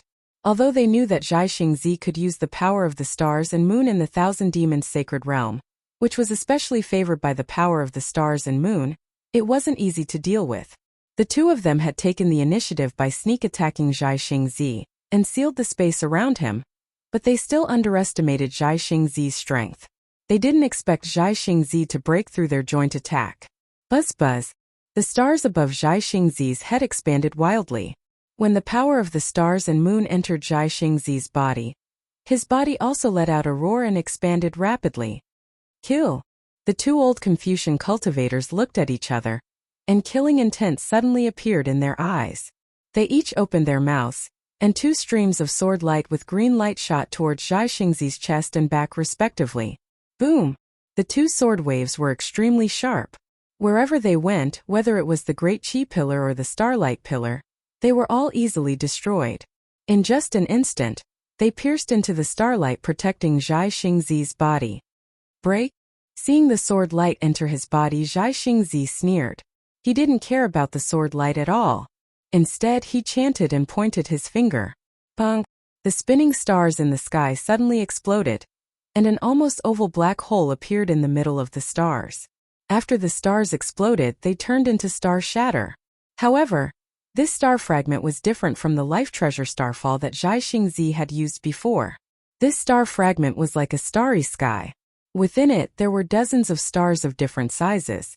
Moreover, each star was emitting a different brilliance and fluctuation. These dozens of stars were connected by a mysterious fluctuation. It was likely that other than Zhai Xingzi, no one else would be able to sense these fluctuations. At this moment, after the star fragment exploded, it carried the spatial power of the black hole and the power of the light beam of the moon and stars as it crazily smashed towards the two Confucian cultivators. The distorted space was just like Zhai Xingzi's distorted mood. Boom boom. The star shatterer was even faster than a meteor. In the time it took for a spark to fly off a piece of flint, it had already smashed into the two secondary bodies of the Confucian cultivators. An incessant rumbling sound suddenly resounded as the secondary bodies of the two Confucian cultivators were torn apart by the star shatterer. Not only did the vast energy pillar collapse, but even blood splashed out. At this point, even the starlight that had been resisting the two waves of swords could not hold on any longer. The nascent soul avatar that was hundreds of feet tall began to crack from the inside out. Pieces of starlight were quickly annihilated by the wind. Roar! Zhai Xingzi's torn emperor's outfit was revealed at the spot where the star brilliance had been destroyed. There were bloodstains on the emperor's outfit, but Zhai Xingzi's eyes were wide open. How could he care about his injuries? He raised his head and roared. Like a trapped beast, his body glowed with starlight again. He was ready to pounce on the defensive formation that trapped Gusuqioti. Under the scheme of the Confucian cultivator, Zhai Xingzi was injured right from the start. Although it was because Gusuqioti was trapped and he was a little anxious, in the end it was because the Confucian cultivator who ambushed him was stronger. If Zhai Xingzi was in such a state, how much better could Zhang Daoran and Sun Kong be? The two of them were some distance behind Zhai Xingzi. When the dozens of Confucian cultivators rushed out, they were also some distance away from the two of them. Seeing the Confucian cultivator who was at the upper fifth grade of essence force appear in the light shadow, how could they dare to be careless? One by one, they activated their magic power and revealed their nascent soul avatar. Zhang Daoran opened his mouth and a snowflake-shaped magic treasure rushed into the sky. This magic treasure was called drifting snow. He obtained it from Songlongzi's cave. After more than 200 years of sacrificial refining, it really made him like a tiger that had grown wings. When the magic treasure drifting snow landed in midair, the nearby space was immediately frozen. The ice shards that were as thin as hair were like wrinkles of time. In the blink of an eye, they covered 100 feet area. Moreover, with Zhang Daoran's activation, they quickly pounced on the Confucian cultivator who was not far away. Layers of inscriptions flew out at this time and collided with the ice shards. There was a low sound of ice cracking. The space within 100 feet shook rapidly. It was like a battle between wind and snow. The space within 100 feet was dark. Huff huff. In just a few breaths, thousands of small flames were born in the dark space. These flames were crimson in color. Among the crimson flames, strands of inscriptions jumped lively. In the core of each flame, there was a crimson heart shape that was slowly beating. Zhang Daoran, you're just a so-so. Opposite Zhang Daoran, the Confucian cultivator who held the Ming Lu chain laughed arrogantly. On his smiling face, crimson flames flashed in his eyes. Is that so? Zhang Daoran was not angry. He only responded faintly. Then he opened his mouth. Pooh! A light blue crystal light as thick as a thumb fell into the drifting snow. Wang! The drifting snow let out a roar. Thousands of phantoms flew out from the drifting snow and quickly fell into the space within 1,000 feet. The heaven-earth origin energy within a dozen miles also turned into a hurricane and fell into the thousands of phantoms. Swish swish swish. The space within 1,000 feet emitted the sound of wind. Layers of light appeared out of thin air. Within the light, pieces of jade-like ice crystals condensed from the void. Under the cover of the ice crystals, not only was the Ming Lu chain frozen, even the crimson flames were frozen into ice flowers, unable to move. Even the brows of the old man in scholarly robes were quickly covered in a layer of frost. Not good. Seeing how powerful Zhang Daoran's magic treasure was, the Confucian cultivator was shocked.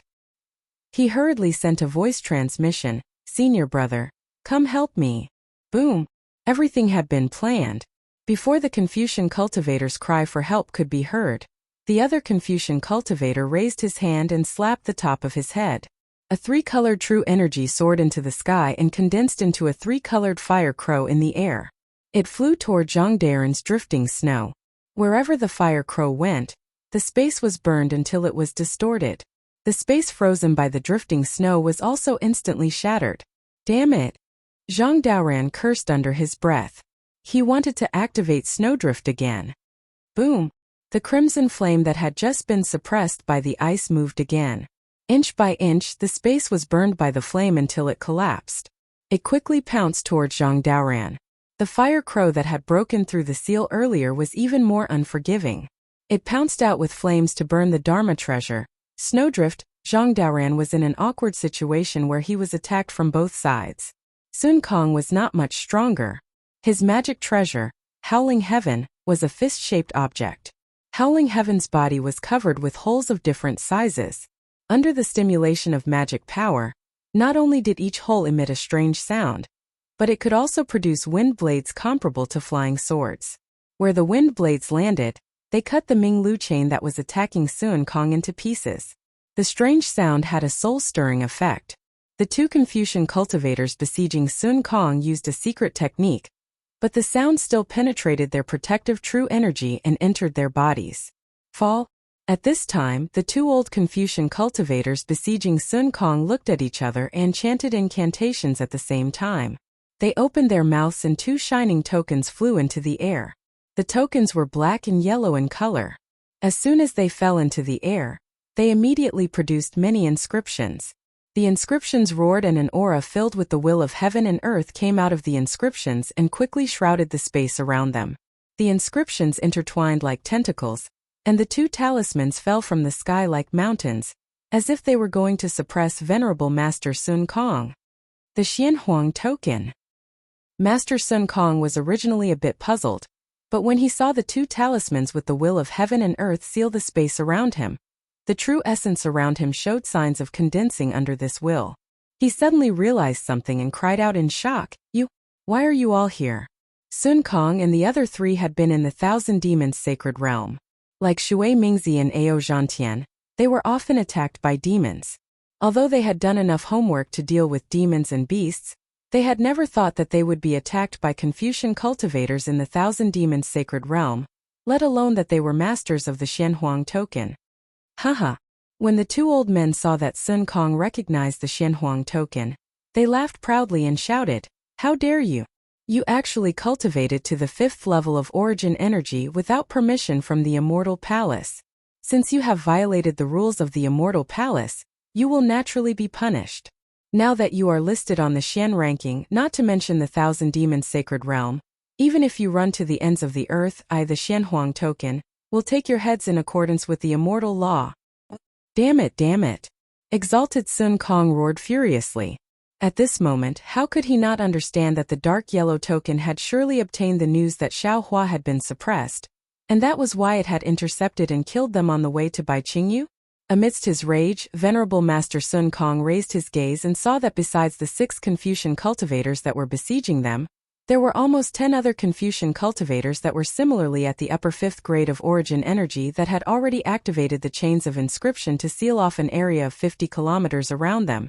Once this seal was completed, not to mention the 4 of them, even if there were 4 more, it would still be impossible for them to escape from this seal.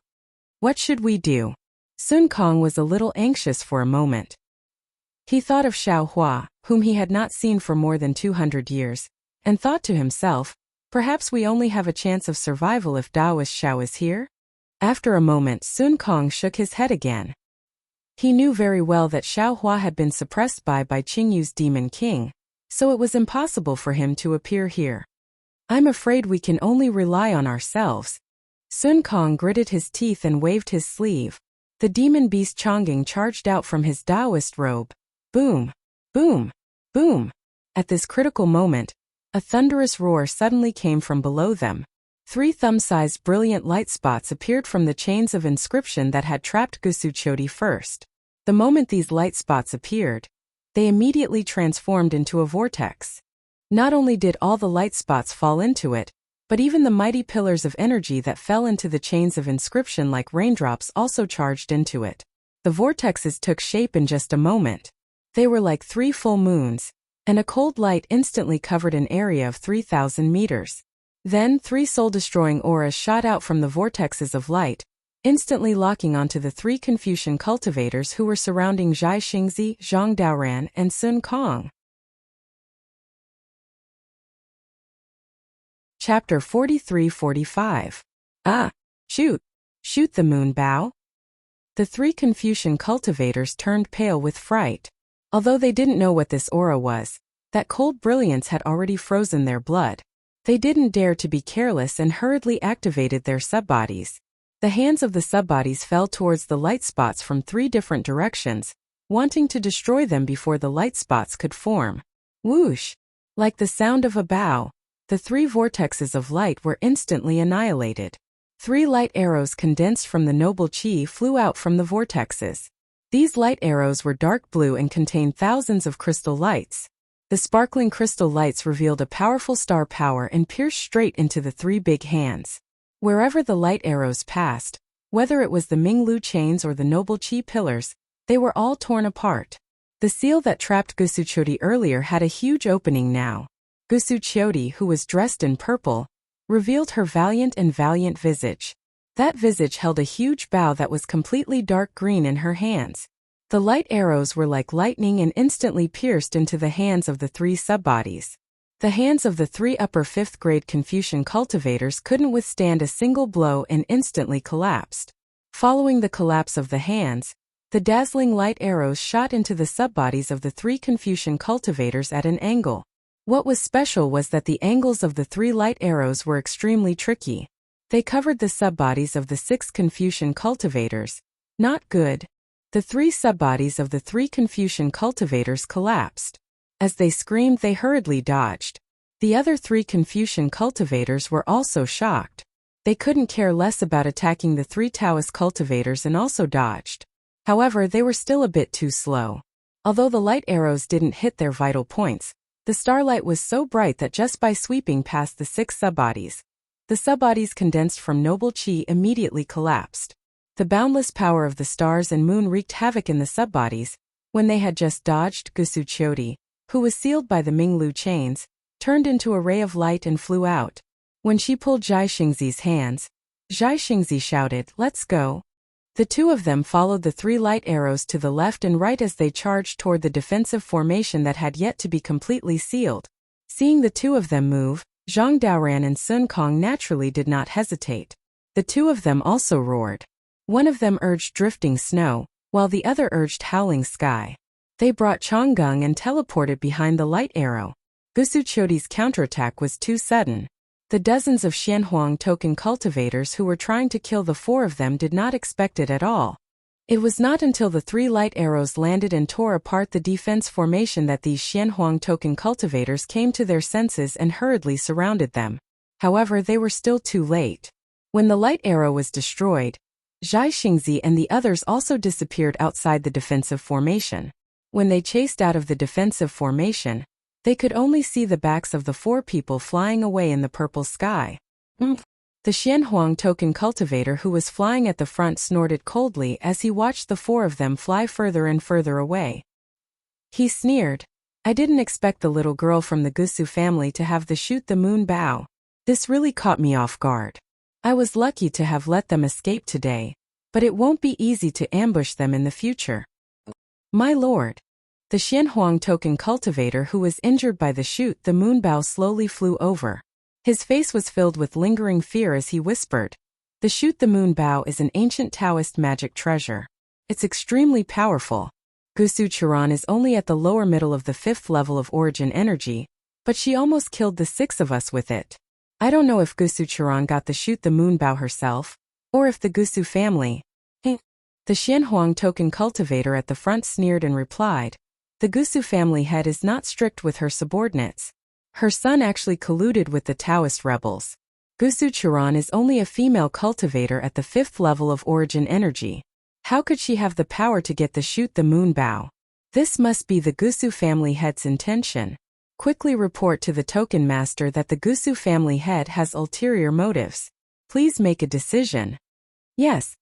The Xianhuang token cultivator nodded fiercely. "This subordinate will report to the token master right away." The other Xianhuang token cultivators also flew over and asked, My lord, should we still chase? Chase. The Xianhuang token cultivator leader answered without hesitation. Our mission in the Thousand Demon Sacred Realm is to kill these Taoist rebels who dare to break the rules of the Immortal Palace, and whose strength exceeds the limit, and don't go to the Peng Lai Immortal Realm. With Xiaohua as bait, they will definitely take the bait.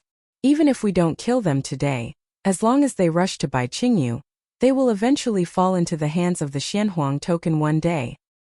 Yes, the Xianhuang token cultivators answered in unison.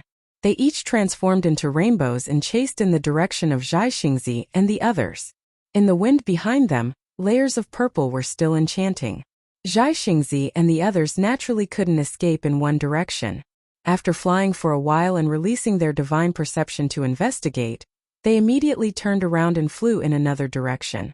After another hour, Zhai Xingzi felt that the soft blade in his hand was extremely cold. He hurriedly looked around and landed in a forest of giant trees. Sun Kong Shangren and Zhang Daoran also landed. Before they could stabilize themselves, Zhang Daoran took out a formation map from his chest. As he rubbed his hands together, several rays of crystal light fell into the formation map. That formation map landed in the forest of giant trees. Thousands of thin ice strands extended out from the forest of giant trees, shooting straight into the air and enveloping an area of several kilometers. When the ice strands fell from the air, all of the ice strands disappeared. The forest of giant trees was still the same forest of giant trees, but Sun Kong Shangren and the others had disappeared. Zhai Xingzi ignored Zhang Daoran's formation. Instead, he looked worriedly at Gusu Qiudi, whose body was trembling slightly and whose face was ashen. He asked worriedly, "Can you still hold on?" "I'm fine, Xingzi." As Gusu Qiudi spoke, several strands of frost appeared between her brows. This frost landed on Gusu Qiudi's beautiful brows, causing Zhai Xingzi's heart to ache. "Qiuer, you're old." As Zhai Xingzi spoke, he lifted his hand to wipe away the frost. However, when his fingers touched the frost, an extremely cold aura immediately crashed into his fingers. A patch of starlight instantly appeared in his palm. Shooting moon bow. Zhai Xingzi wanted to say something, but he stopped himself just as the words reached his mouth. Zhai Xingzi. Zhang Daoran, who had finished setting up the formation, flew over. He lifted his hand and took out a fiery red pill from his chest.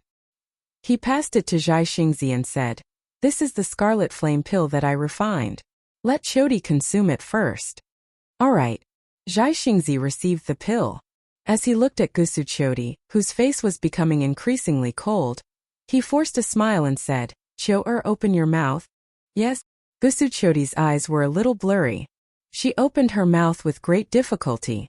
When Zhai Xingzi placed the medicinal pill into Gusu Qiudi's cherry mouth, a fiery red color visible to the naked eye instantly appeared on Gusu Qiudi's neck and spread in all directions.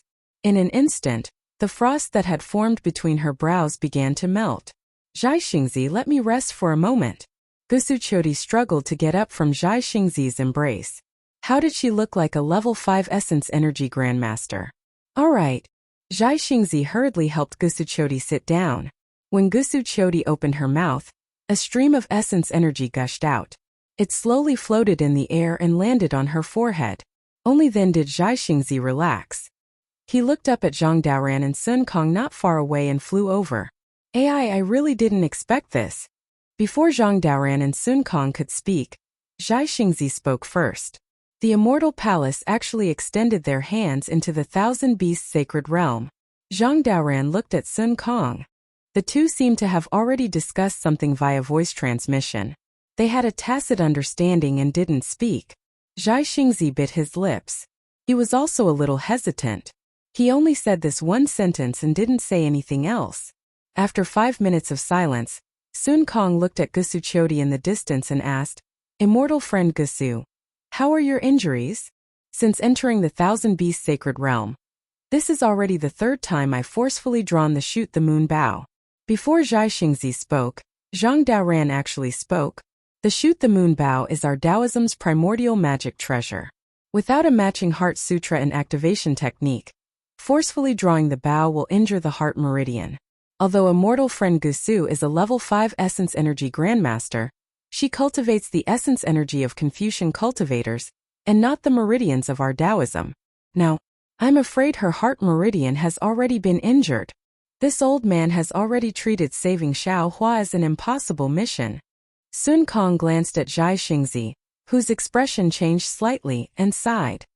But I still didn't expect that saving Xiao Hua would be so complicated. Although we don't understand why Xiao Hua was suppressed in by Qingyu, the general reason is that he offended the Demon King. If we rush to that place, we might be able to persuade the demons, or we might be able to use force to rescue Xiao Hua. Zhang Daoran said meaningfully. But the Thousand Beasts Sacred Realm is so dangerous. Even with our level 5 essence energy cultivation, we still encountered danger several times. If not for immortal friend Gusu risking her life to activate the Shoot the Moonbow 3 times, I'm afraid we wouldn't have been able to reach this place. And this place is still very far from Bai Qingyu. It's not just the distance. Sun Kong continued. The situation is also complicated. Perhaps Xiao Hua being suppressed by Qingyu's Demon King isn't as simple as we thought. Let's not talk about why Xiao Hua was suppressed by Qingyu's Demon King. Just by looking at the Xianhuang token lying in ambush here, we can see that they're planning to eliminate us in one fell swoop. Zhai Xingzi finally spoke. Presumably, the Immortal Palace already knows about our relationship with Xiao Hua. Since they couldn't find any traces of us in the hidden Immortal Continent, they might as well set up an ambush in the Thousand Beasts Sacred Realm. Moreover, according to what I know, the three of us aren't the only ones who have an extremely good relationship with Xiao Hua. Back then, there were many who received Xiao Hua's favor on Yaotai Mountain. The Xianhuang token must have also sent many Xianhuang token Confucian cultivators to intercept and kill those nascent soul cultivators, right? With the Immortal Palace taking action, Sun Kong looked at Zhai Xingzi and said very seriously, our trip to the Thousand Beasts Sacred Realm isn't as simple as saving Xiao Hua. Therefore, Daoist Zhai Xingzi, it's inconvenient for you to bring immortal friend Gusu along, right? Chapter 43-46. In my opinion, since Lady Gusu is already injured, why don't you bring her back temporarily? Or find a secret place? Zhang Daoran took the opportunity to persuade him. Unfortunately, before Zhang Daoran could finish, Zhai Xingzi cut him off. No, that's impossible. Sai, why do you have to do this? Zhang Daoran and Sun Kong sighed at the same time. Evidently, they weren't surprised by Zhai Xingzi's answer. Xiao Hua has saved this old man's life, no, all of us. Zhai Xingzi replied calmly. Furthermore, if it weren't for Xiao Hua, we wouldn't have been able to enter Songlongzi's cave abode. And we wouldn't have been able to enter the out-of-aperture stage so easily. In fact, all of this is secondary in my heart. What I value is Xiao Hua's trust in me. It's undeniable that Xiao Hua is the most important reason why the three of us can be so close to each other. If not for Xiao Hua's unwillingness, the four of us would have become sworn brothers long ago. Although we haven't become sworn brothers in my eyes, the two of you and him are already my brothers. I'm willing to sacrifice my life for all of you. Zhai Xingzi turned to look at Gusu Chodi, who was recuperating, and said, there's a saying in the secular world. Brothers are like limbs while women are like clothes. Choer is my lover, so I can't really treat her like clothes and throw her away. However, to save Xiao Hua, I'm willing to follow the two of you to Bai Qingyu. Gusu Chodi's cold voice sounded. Who dares to leave me here? Cho. A hint of awkwardness appeared on Zhai Xingzi's face. However, he still said resolutely, your injuries have worsened. It's really not suitable for you to head to Bai Qingyu. You should rest here. After we save Xiao Hua, bullshit. Gusu Chodi had already finished recuperating. She floated up and looked at Zhai Xingzi with bright eyes. Xingzi, do you remember what we said on Heartbreak Mountain? Zhai Xingzi's gaze was a little distant, as if he didn't dare to look into Gusu Chodi's eyes. You know that it's a dead end. Why did you go and leave me alone in this world? You clearly know that after you leave, you won't be able to come back. Why do you have to leave me with loneliness? How can I live without you? Gusu Chodi said word by word. When we left Broken Heart Mountain, we promised to live and die together, never to be separated again. Have you forgotten? Xingzi, do you know why I pulled the Shoot the Moon Bow without hesitation? Do you know why I'm not afraid of the backlash from the Shoot the Moon Bow? Because ever since I stepped into the Thousand Demons sacred realm with you, I never planned to return alive. Sigh. Zhai Xingzi sighed. He couldn't say anything. He reached out and hugged Gusuchoti. Only the warmth in his arms answered Gusuchoti's question. Sun Kong and Zhang Daoran glanced at each other before they tactfully moved to one side. After a while, Zhai Xingzi opened his mouth and said, "Sure, it's been hard on you. There's nothing to be sad about." Gusuchoti smiled and said, "Xiao Hua can be considered our matchmaker. Back then, I wanted to be a matchmaker to return this favor. However, that little girly Exine doesn't know what's good for her. There's nothing I can do. Today, I'll return my life to this brat." At this moment, Xiao Hua naturally didn't know that Gusuchoti and the others were going to return their lives to him. He leisurely flew behind Shui Mingzi and Ao Zhantian with an arrogant expression. Xiao Hua, a python dragon with a noble bloodline, was acting very well. In his eyes there was only Ao Zhantian, a descendant of the dragon race. Of course, there was also a trace of disdain in his eyes. This was because Ao Zhantian wasn't a descendant of the Dragon Palace of the Four Seas, nor was he a descendant of the Dragon Island. As for Shui Mingzi, Su Tingzi, and the others, this python dragon Xiao Hua didn't even look at them. It was as if looking at them would lower his status. Su Tingzi and the others were also filled with disdain when Xiao Hua treated them like this. What was the difference between this and those despicable humans who tried to curry favor with the powerful? Su Tingzi and the others had seen a lot of this. However, Su Tingzi and the others couldn't help but admire this arrogant python dragon. Ever since they met Xiao Hua, Su Tingzi and the others didn't even need to make a move against ordinary demonic beasts. This python dragon flew in front of them and raised its head, releasing a ferocious aura. All the demonic beasts in front of them would be scared witless. Even if they met some troublesome demonic beasts, Ao Zhantian, Shui Mingzi, and the other great grandmasters of the 5th level of origin energy couldn't deal with them. This python dragon with a powerful demonic body didn't use any special abilities, and only released its original form. Its huge python body covered the sky as it smashed down. Most of the demonic beasts would be smashed into pieces, and they would also be scared witless. Of course, if they really met an incomparably powerful opponent, the python dragon Xiao Hua transformed into wouldn't care about the life and death of Ao Zhantian, Shui Mingzi, and the others. It would escape without a trace. However, the strange thing was that every time Ao Zhantian, Shui Mingzi, and the others were about to be killed by the demon race, there would always be a mysterious demon race that would appear out of nowhere and break the deadlock that they were about to face. Moreover, these strange demonic beasts came in all shapes and sizes. Even Shui Mingzi had never heard of many of them. What left the deepest impression on Shui Mingzi was that once when they passed by a swamp, they saw an overwhelming number of man-eating demonic beasts surrounding them.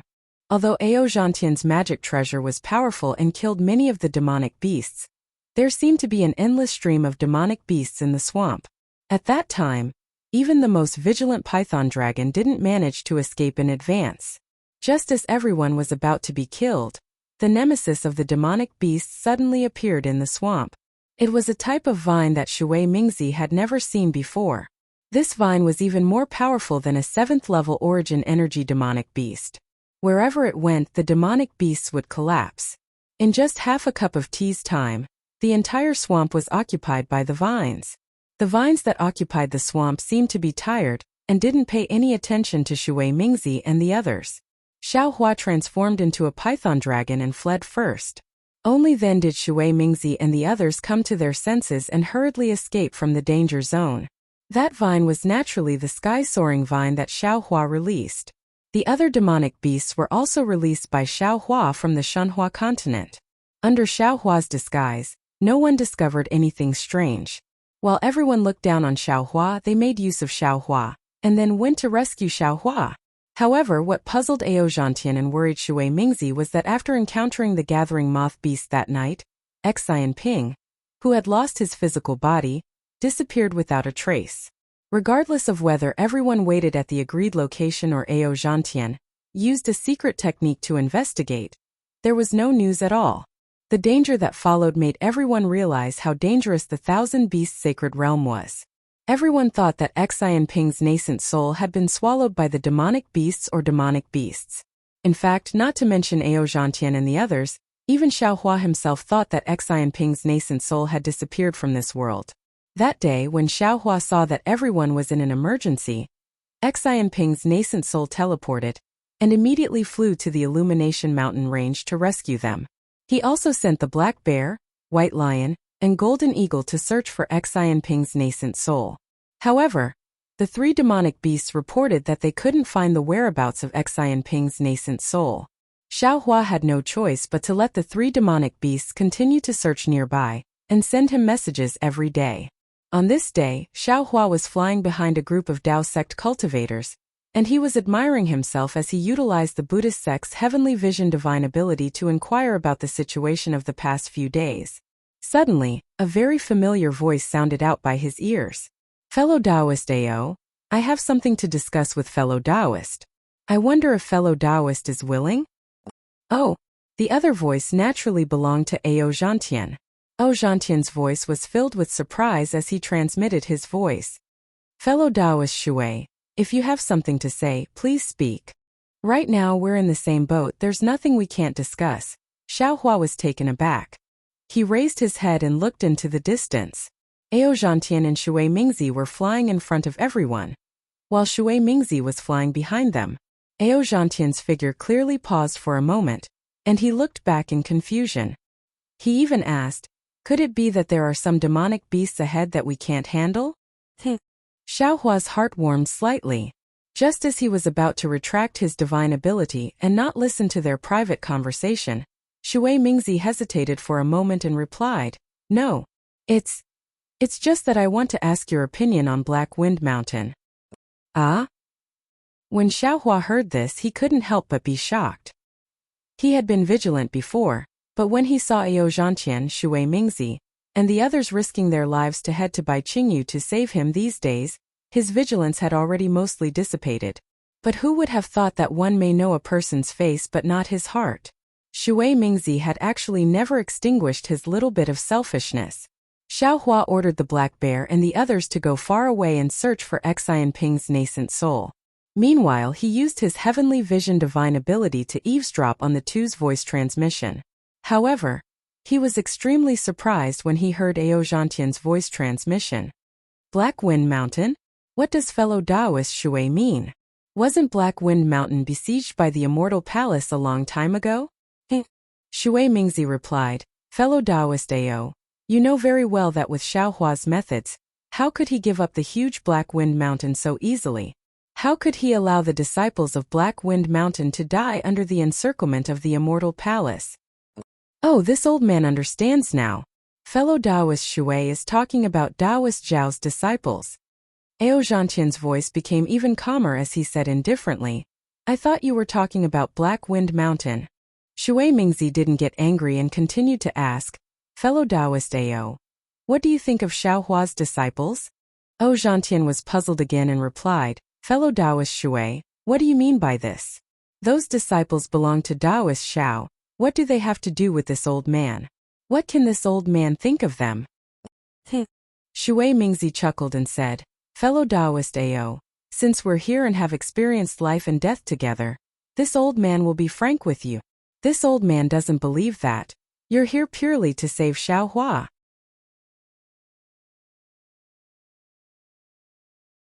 Chapter 43-47.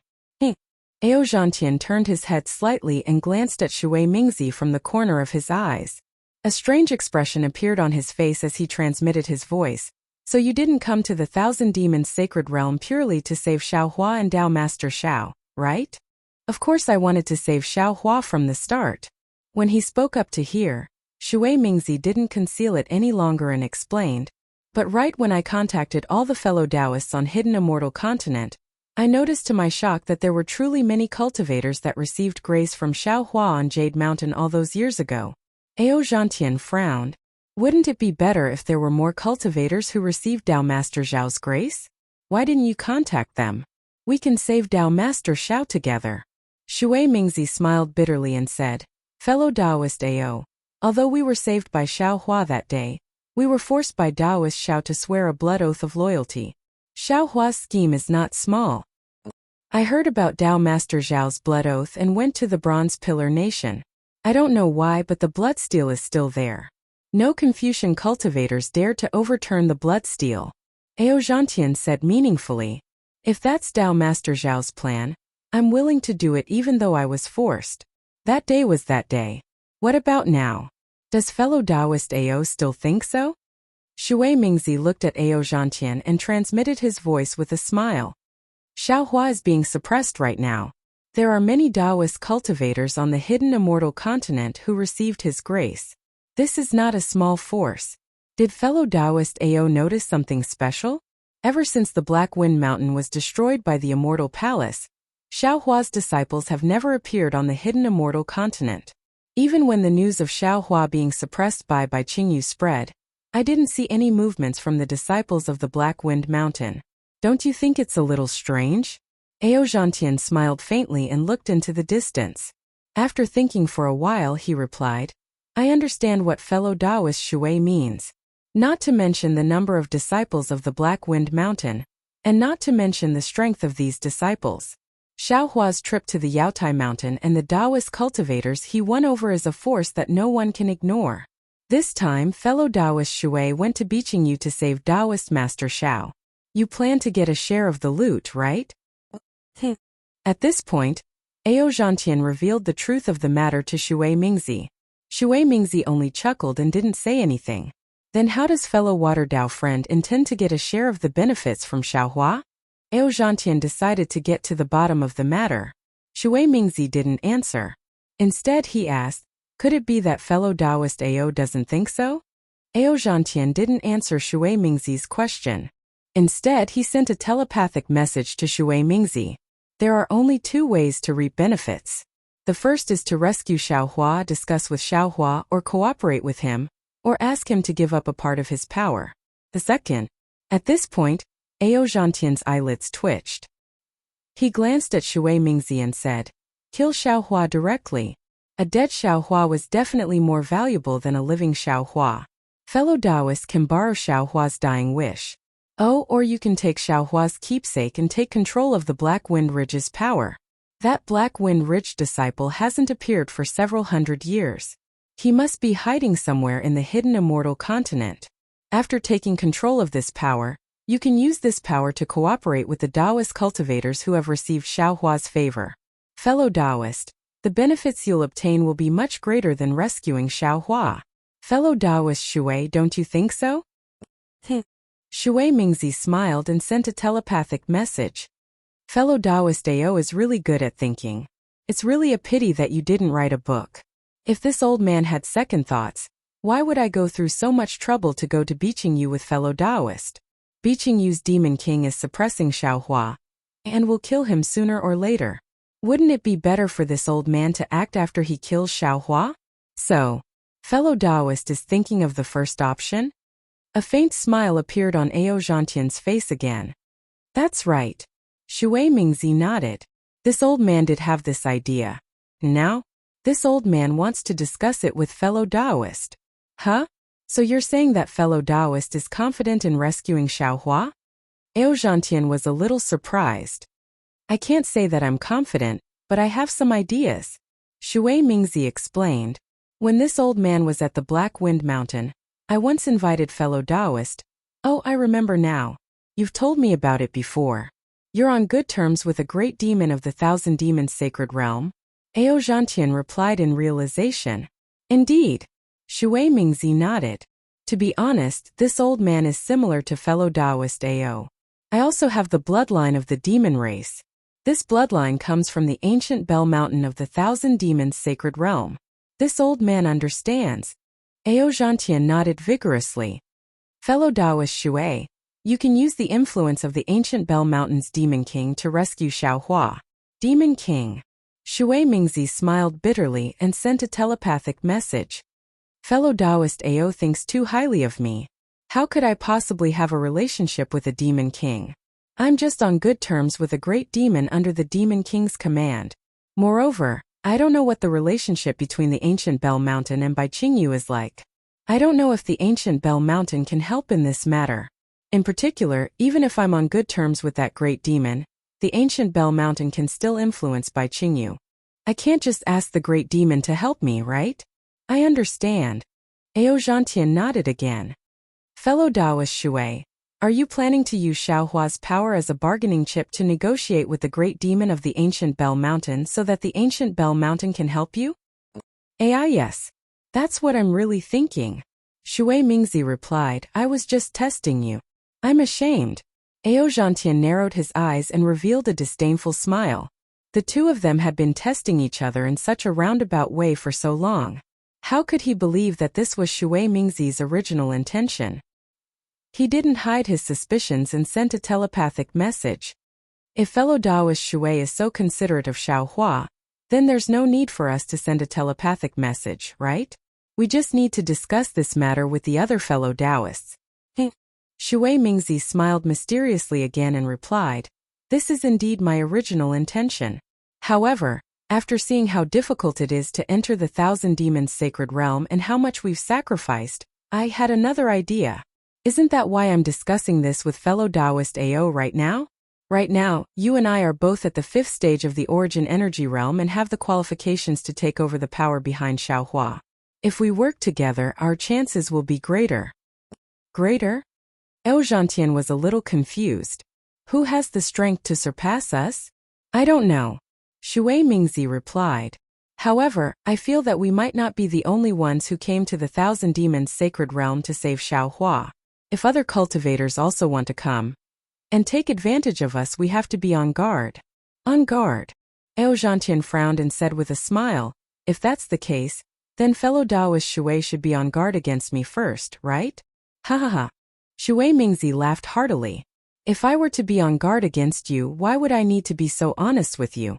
You and I have experienced life and death together on the Yaotai Mountain. When I came to the Thousand Demons' sacred realm, I also invited you to come with me. If I can't trust you, then who can I trust? Upon hearing this, Ao Zhantian opened his mouth as if he wanted to ask something. However, he swallowed the words that were about to come out of his mouth. His gaze swept across the dozen or so nascent soul cultivators to his left.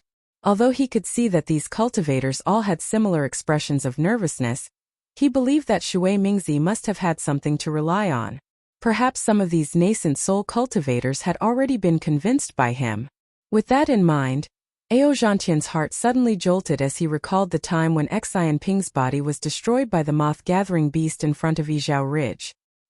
He had shouted, Shui Mingzi, hurry and save me. At that time, Ao Zhantian didn't pay much attention to Xian Ping's disrespectful words. He only thought that Xian Ping was panicking and was being rude. However, now that he thought about it, Shui Mingzi must have already made some sort of deal with Xian Ping. Ao Zhantian pondered for a moment before replying, fellow Taoist Shui, I thank you for your trust in me. However, I am a descendant of the dragon tribe, and have some influence on the hidden immortal continent. Taoist Xiao and the other disciples of the Black Wind Mountain are nothing in my eyes. I won't hide it from you, fellow Taoist. I came to the Thousand Demons' sacred realm to save Taoist Xiao.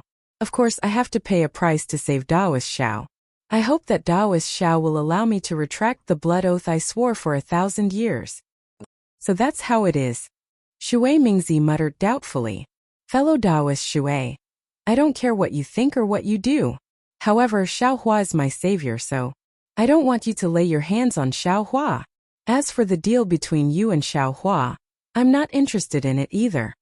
Ao Zhantian seemed to have made up his mind a long time ago as he finally spoke his mind. Of course, if fellow Taoist Shui has any plans that require my help, I won't refuse. Good. Shui Mingzi appeared to be very happy as he nodded. I'm very happy that fellow Taoist AO has such thoughts. Let's sign the contract now. All right. Ao Zhantian agreed. Let's sign the contract now. Shui Mingzi and Ao Zhantian had made their intentions clear. Shui Mingzi's expression was clearly relaxed while Ao Zhantian's heart was heavy. Compared to Ao Zhantian, Xiaohua's heart was even heavier. He truly didn't expect that this group of people would all have ulterior motives. If he hadn't transformed into a python dragon, how could he have known what they were thinking? When Xiaohua had first transformed into a python dragon, he had felt that his recent actions were unnecessary. Now, however, he felt incomparably fortunate. It was the kind of joy that came from being able to see the situation clearly as a bystander. Humph. I want to see what kind of tricks you guys have up your sleeves. Xiao Hua thought coldly as he narrowed his eyes. He didn't retract his heavenly eye divine ability. Chapter 43-48. At this moment, Ao Zhantian's heart was a little heavy. He felt that Shui Mingzi's actions were a little unjust, but he soon felt relieved. After all, everyone's thoughts were different. Shui Mingzi didn't have Ao Zhantian's experience on Dragon Island, so Ao Zhantian couldn't force Shui Mingzi to be grateful to Xiao Hua, nor could he force Shui Mingzi to save Xiao Hua like he did. However, after flying for the time it took to brew a cup of tea, they saw a large lake in front of them. The water of the lake was as clear as crystal, and Ao Zhantian was just about to ask Shui Mingzi when his heart suddenly trembled. An indescribable feeling of fear rose from the bottom of his heart. Oh no, this is bad. Shui Mingzi just said that he has the bloodline of the ancient Bell Mountain's demon race, and he has a good relationship with the ancient Bell Mountain's great demon race. With his relationship with the ancient Bell Mountain, although Shui Mingzi can't say that he can do whatever he wants in the Thousand Beasts sacred realm, at least he won't be attacked by the demon race everywhere he goes, right? Moreover, if Shui Mingzi wanted to cooperate with a certain clan, why didn't he say anything earlier? Why did he wait until now? Could it be that Shui Mingzi's initial plan was not like this? Then what was his initial plan? Roar! Just as Ao Zhantian had expected, a furious roar erupted from the depths of the pond. A pillar of water shot up into the sky, and an aquatic beast over 100 feet in length stepped on the surface of the water and made its way over. Its ferocious aura had already enveloped the area within a few kilometers. Fellow immortal. Ao Zhantian turned his head and urged Xiao Hua, who had transformed into a python, to hurry up. However, when he saw the aquatic beast flying over, the python lazily glanced at it with a disinterested expression, completely ignoring Ao Zhantian. Helpless, Ao Zhantian could only wave his hand and say, "Fellow Taoists, let's kill our way over." Not to mention that Xiao Hua, who transformed into a python, was hurt by the secret plans of the group of cultivators and had the intention of slacking off. The distance from the pool was more than 10 million li. This place was filled with swamps and towering peaks. Demonic clouds covered the low sky. It was the scorching noon sun, and the sunlight proudly spilled over the earth. However, the sunlight was unable to penetrate the demonic clouds and shine on the swamps. Even though sunlight couldn't penetrate the clouds, the water and mountains under the demonic clouds were filled with 5 colors. The 5-colored halo was like a person's essence, chi, and spirit. It was hidden in the mountains and rivers, nourishing them. Although one couldn't see much with the naked eye, one would always feel that the mountains and rivers here were different from other places. Not only were the mountains and rivers different, but the demon clan and demon beasts that appeared in this area were also different from other places. From time to time, waves would rise in the water. The thin splashes of the water revealed a faint 5-colored light. Under the splashes of the water, shellfish of all sizes would occasionally reveal themselves. Whether it was the small shellfish that were only a few feet long or the big shellfish that were more than 100 feet long, these shellfish had some strange talismans engraved on their shells. The talismans themselves did not have any luster, but under the light of the water, they revealed 5 colors. Some of the colors even formed a halo in midair, hanging there for a long time like rainbows after rain. Between the mountains, there would occasionally be some water clan members holding weapons and moving in groups. Most of these water clan members were shellfish. From time to time, the flapping seashells would shine a colorful light onto the mountain peak, making the mountain peak look even taller and more upright. At this moment, buzz! In the distant sky, a rainbow appeared, but in a moment, it landed on one of the mountain peaks. After the rainbow faded, a beautiful female cultivator was revealed. It was Fairy Jing, who had died after drinking the forgotten love water on Broken Heart Mountain. As soon as Fairy Jing landed on the mountain, there was a 5-colored demonic light that clashed with each other. The demonic light rushed out of the mountain about 100 feet to the left of Fairy Jing, and turned into hundreds of oval-shaped halos that enveloped Fairy Jing. Wherever the halos landed, the energy of the world was isolated and the space was restricted. Even the sunlight and the water were blocked. It looked very strange and powerful. Seeing this, Fairy Jing wasn't in a hurry. The three-colored light around her flashed and a heart shell appeared out of thin air. This heart shell was different from the one she gave to Xiao Hua. Not only was the heart shell several times larger, but there were also many more lines on the heart shell. What was special was that the tricolored light of the lines shrank and contracted slightly. It gave off a feeling that made one's heart tremble. It was as if it was a voice or a gaze that made one involuntarily intoxicated. After Xian Bei was taken out, the tricolored light suddenly swelled in all directions and landed within the five-colored demonic light. The five-colored demonic light paused in midair, but the tricolored light did not stop. It continued to spread in all directions. When the light had swelled by over 100 feet, the five-colored demonic light shattered with a bang. While most of the demonic light entered the mountain rocks, a small portion of the demonic light turned into a fist-sized banner that charged into the swamp below the mountain peak. The demonic light fell into the lake and there was another loud bang. A pillar of water rushed out from the bottom of the lake, and more than a dozen demons came out with weapons in their hands. Who are you? Are you the king's descendant? The patrolling demons saw that Fairy Jing was a human, and was standing on the mountain peak safe and sound. Although they didn't see the heart shell, they knew that she was the descendant of Demon King Bai Qingyu.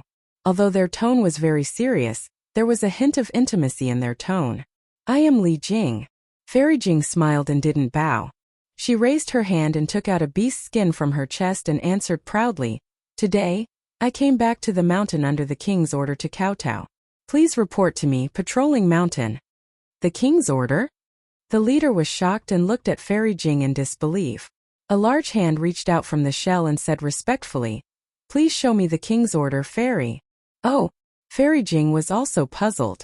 As she handed the beast's skin to the patrolling demon, she said curiously, Normally, when I return to the mountain, even my token won't be carefully checked, let alone the king's order. What's going on today? Could it be that Bai Qingyu has undergone some changes? The mountain patrolling envoy took the beast's skin and used his yuan will to probe it. He saw that the five-colored demonic light on the beast's skin was like five-colored lines that interweaved in an orderly manner within the beast's skin. Waves of auras that he was familiar with seeped out from the runes on the beast's skin. The mountain patrolling envoy knew that Fairy Jing was right, so he returned the beast's skin to her. Then he answered with a smile, What can happen to me, Bai Qingyu? Not to mention the demons of the Thousand Demons Sacred Realm, even the Confucian cultivators of the hidden immortal continent and the Buddhas of the Western Paradise wouldn't dare to find trouble with me, right? Fairy Jing took the beast's skin and said with a smile, Then is there a joyous occasion in the mountain? It's not really a joyous occasion. It's just a banquet. The patrolling demon said without a care. Banquet? Fairy Jing was even more puzzled. What kind of event is that? PFFF. PFFF. PFFF. Just as Fairy Jing asked that, she heard a series of muffled thunder in the sky. A flying imperial artifact that looked like a flower basket appeared between the clouds. Behind that flying imperial artifact, several demons spread their wings and controlled their demonic clouds to follow behind it. Damn it! The patrolling demon who was talking to Fairy Jing cursed and ordered, How can we let them rush here? Quick, capture them first. Yes. The demons behind the patrolling demon hurriedly responded. Their bodies glowed with five-colored radiance, and they immediately turned into rainbows and shot into the sky. These demons didn't directly attack the enemy. Instead, they opened their mouths and took out several colorful flags. When the flags were waved, thunderous sounds could be heard. Woo-woo! A gust of wind suddenly rose, and hundreds of demonic auras shot into the sky from the left side of the mountain. Dozens of demons at the Enlightenment Star and Moon-Picking Realm emerged from the demonic auras. They all laughed maliciously and charged toward the flying imperial artifact. When the flying magic tool arrived here, it seemed to be trapped by the demonic formation's forbidden array, and could no longer fly. When the flower basket opened, hundreds of flowers bloomed. Dozens of Aurus Core and Nascent Soul human cultivators flew out from the basket. When these cultivators saw that there were pursuers behind them and demons in front of them, they did not say a word. Each of them channeled their magic power and all kinds of magic treasures fell down to attack the demons that surrounded them. The patrolling demon was originally a bit nervous, But when he saw that the magic treasures of these human cultivators had dimmed and that there were limited signs of the heaven-earth origin chi around them, he couldn't help but feel his nervousness gradually dissipate. He coldly snorted and said, "These ants actually dare to participate in the banquet." Fairy Jing was puzzled, but when she saw the humans fighting against the demons, she didn't dare to ask too much. She only focused on watching. Just as the mountain patroller had expected, the several dozens of human cultivators were no match for the demons. In the blink of an eye, apart from a few nascent soul cultivators who were wounded by the demons, the rest of the human cultivators were trapped and captured by over 100 demons using their demonic formations. When the pursuing demons spread their wings and whizzed away, the demons who had captured the human cultivators rushed into the swamp. Fairy Jing said, "Mountain Patrol Envoy, what's going on here? I don't understand." Although Bai Qingyu doesn't dare to say that this is the largest demon realm in the Thousand Demons Sacred Realm, it still covers millions of miles of territory. If I didn't have a heart, I wouldn't have come here. These human cultivators are clearly Taoist disciples. How could they fly here? And from the looks of it, they seem to want to attack Bai Qingyu? The patrolling demon glanced at Fairy Jing impatiently, and was about to casually brush her off with a few words. But suddenly, he thought of the 5-colored beast's skin in Fairy Jing's hands. His heart jumped and he hurriedly said, "Fairy, you haven't returned to Bai Qingyu for a long time, right?" "Yes, indeed." Fairy Jing nodded and said, "After I met the Demon King, I went out to sea to train. Counting now, it's probably been close to 200 years. Meeting the Demon King." Hearing Fairy Jing's words, the patrolling demon secretly stuck out his tongue, glad that he hadn't been negligent. He hurriedly nodded and said, "No wonder. Fairy Jing, you might not know, but recently I Bai Qingyu have had a major event. It's the banquet I mentioned to you earlier."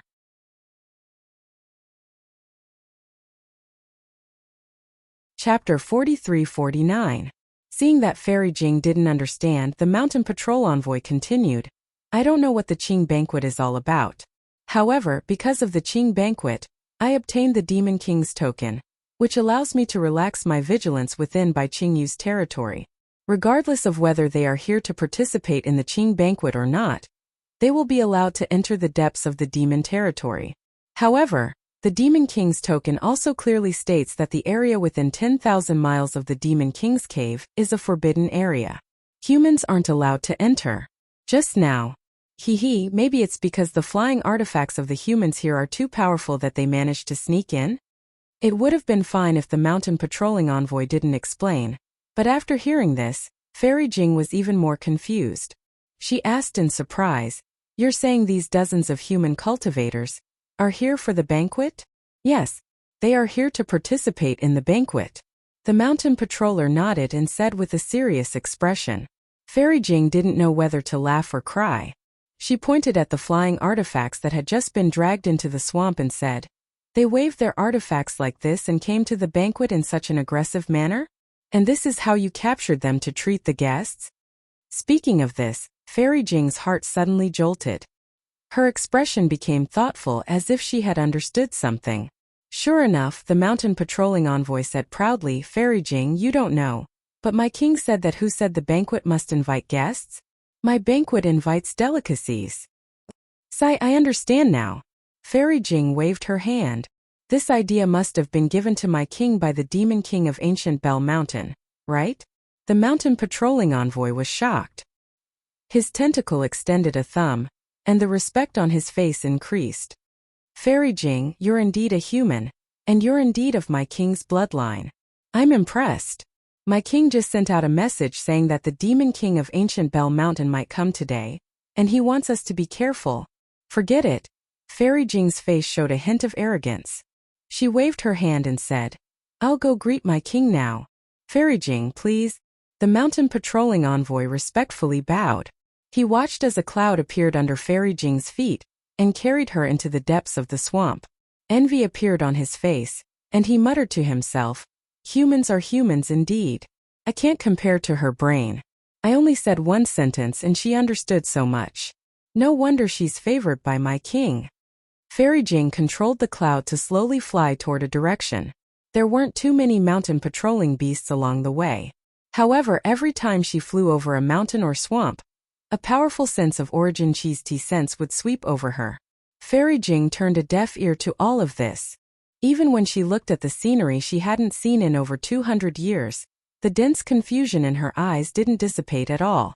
After flying for less than an hour, there were fewer and fewer demons to the left. The scenery became more and more dangerous. On the mountains and in the swamps, there would often be strange lights that would fly out. They would either sweep across Fairy Jing or block her path. Fairy Jing had no choice but to use her heart shell to protect herself. Whenever the tricolored light of the heart shell came into contact with the rainbow would vanish. Stop!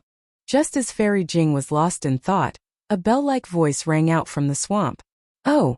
Fairy Jing was startled and involuntarily stopped in the air. Below Fairy Jing, a reef over 10,000 feet in size suddenly moved. With the sound of water, the reef flew out of the water. Layers of demonic clouds appeared on the surface of the reef. After the green light flashed through the demonic clouds, a water creature several thousand feet in size blocked Fairy Jing's path. Fairy Jing smiled and bowed. General Shishui, I'm Li Jing. I've come to greet you on the orders of my king. Li Jing? That water creature's head was very big, but his eyes were very small. After blinking a few times, he seemed to remember something, and said with a silly smile, "Oh, this old man remembers. You are that little girl who established a country in the hidden immortal continent. You came here 400 years ago. It was 200 years ago." Fairy Jing seemed to have a good impression of General Shishui. She smiled and replied, "Old man, you must be sleepy." Haha, 400 years is about the same as 200 years. General Shishui smiled and slowly fell back into the water. He said, "Little girl, you know that this old man likes to sleep, but you still haven't taken out the King's Demon King token. Aren't you disturbing this old man's sleep?" Yes, it's my fault." Fairy Jing covered her mouth and smiled. She quickly took out the 5-colored beast's skin. The beast's skin immediately gave off a hazy light that covered Fairy Jing. Seeing the 5-colored beast's skin, General Shishui's body fell into the swamp and turned back into a huge reef. Fairy Jing looked up at the huge island 100 miles away. She took a deep breath and flew over. As they approached the island, the scenery on the island entered Fairy Jing's eyes. There were palaces all over the island. These palaces were dazzling with extraordinary auras. Outside each palace, there were water creatures in colorful clothes. They were either carefully walking or holding their breaths while standing respectfully. Powerful auras rushed out of each palace without any concealment. This was indeed the palace of a demon king. Fairy Jing flew to the front of the island, but she wasn't in a hurry to enter. Instead, she raised her hand and pointed at her heart shell. The heart shell was like a bright star that flashed with brilliance. She then pointed at the 5-colored beast's skin. The beast's skin landed on the heart shell. Whoosh! The 5-colored halo on the beast's skin suddenly penetrated the beast's skin and turned into the shape of a heart shell that rushed into the air above the island. Pop! Like a bubble bursting in the air. The scenery in front of Fairy Jing suddenly shattered. A 5-colored whirlpool in the shape of a heart shell appeared out of nowhere. Junior Li Jing has come to greet the king. As the ruler of a country, Fairy Jing was very respectful at this moment. She faced the whirlpool in the air and raised her voice. After a long while, a thunderous voice came out from the whirlpool. "Li Jing? Oh, it's you. Why are you only here now?" As the voice passed, 5-colored brilliance flew out of the whirlpool and covered Fairy Jing's body. Whoosh! Fairy Jing's body and heart shell were sucked into the whirlpool at the same time and disappeared in a moment. When Fairy Jing's body reappeared, she was already in an extremely large space. The space looked similar to a cave, but the walls of the cave were not made of ordinary rocks. 5-colored lights were emitted from the walls of the cave. Faintly discernible demonic clouds were gently drifting, and there were many splashes of water that bloomed and faded from time to time. The walls looked very far away, but as far as the eyes could see, the nearly transparent walls were extremely close. Not only were the innumerable talisman markings on the walls clearly visible, even the water ripples outside the walls could be clearly seen. Fairy Jing stood still in the space and looked down at the crystal-clear ground under her feet. At this moment, there were auspicious clouds surging on the ground, as if they were dancing in the wind in the sky. Fairy Jing understood that she had arrived at by Qingyu's Demon King Cave. However, There was one thing she didn't understand. Where on the island was the Demon King cave? When she first entered, Fairy Jing thought that she was on the island, which meant that she was in one of the many palaces. But now that she thought about it, Bai Qingyu's demons were all of the water race. The palaces on the island were probably an illusion. The Demon King's cave should be under the island. When she came in the second time, she made a new discovery. She felt that the Demon King cave was in a space high up in the sky. But when this thought appeared in her mind, she couldn't help but laugh. What did the location of the Demon King cave have to do with her? What was the point of thinking so much? Li Jing, why are you only here now? Do you think you have the power to fight against this king now that you're in charge of a country? Before Fairy Jing could raise her head, a powerful intent came out of nowhere and pressed down like a mountain. A rather unhappy voice sounded in her ears. Let this king tell you, you're just a human descendant of this king. I Bai Qingyu have hundreds of humans like you, if not 1,000. This king can find someone to replace you at any time. If it were any other time, Fairy Jing would have panicked and knelt down to beg for forgiveness. But now an inexplicable sadness rose from the bottom of her heart. Although Fairy Jing knelt down, she didn't beg for forgiveness like before. Your Majesty, after this concubine bid farewell to you, I didn't stay in the 1,000 Demons' sacred realm for even a moment. Then I went deep into the West Ocean to train. In the past 200 years I haven't set foot in the 3 continents. When this concubine returned to the hidden immortal continent, I saw Your Majesty's Demon King token. This concubine rushed over without stopping and didn't dare to be negligent. Oh? Is that so? That voice didn't believe Fairy Jing's explanation and said coldly, this king doesn't care where you went. What this king knows is that because you didn't come in time, you almost delayed this king's important matter. Therefore, this king must punish you. Yes, this concubine understands. Fairy Jing's heart was filled with sorrow and resentment. However, that voice changed the topic and said, the ancestor liked the jade eyes you brought back last time. He said that you've done a great service for Bai Qingyu, and wanted to reward you greatly. Now that I think about it, you've atoned for your crimes. This king won't reward you. It's fine. Fairy Jing replied indifferently. This concubine works for Your Majesty and doesn't ask for any reward. Get up. That voice said.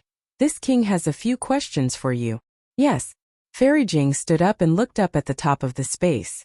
At the top of the space, a cluster of dazzling 5-colored light was blooming like a star. Under the light was a huge reef. Precious pearls of various colors were embedded around the reef. Although the pearls were also shining, they were much dimmer than the 5-colored light. Fairy Jing's gaze landed on the light. Illusions of falling flowers and falling leaves or rising and falling tides appeared before her eyes. She turned her eyes and looked away. At that moment, the 5-colored light receded and a shellfish several hundred meters in size appeared on the reef. Your Majesty. Fairy Jing was shocked and hastily asked, may I know what Your Majesty wants to ask this concubine?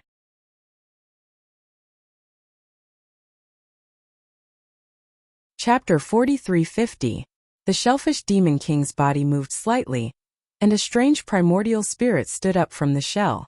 This primordial spirit was also 5-colored, and there wasn't a single strand of hair on its body. It looked like a little monk.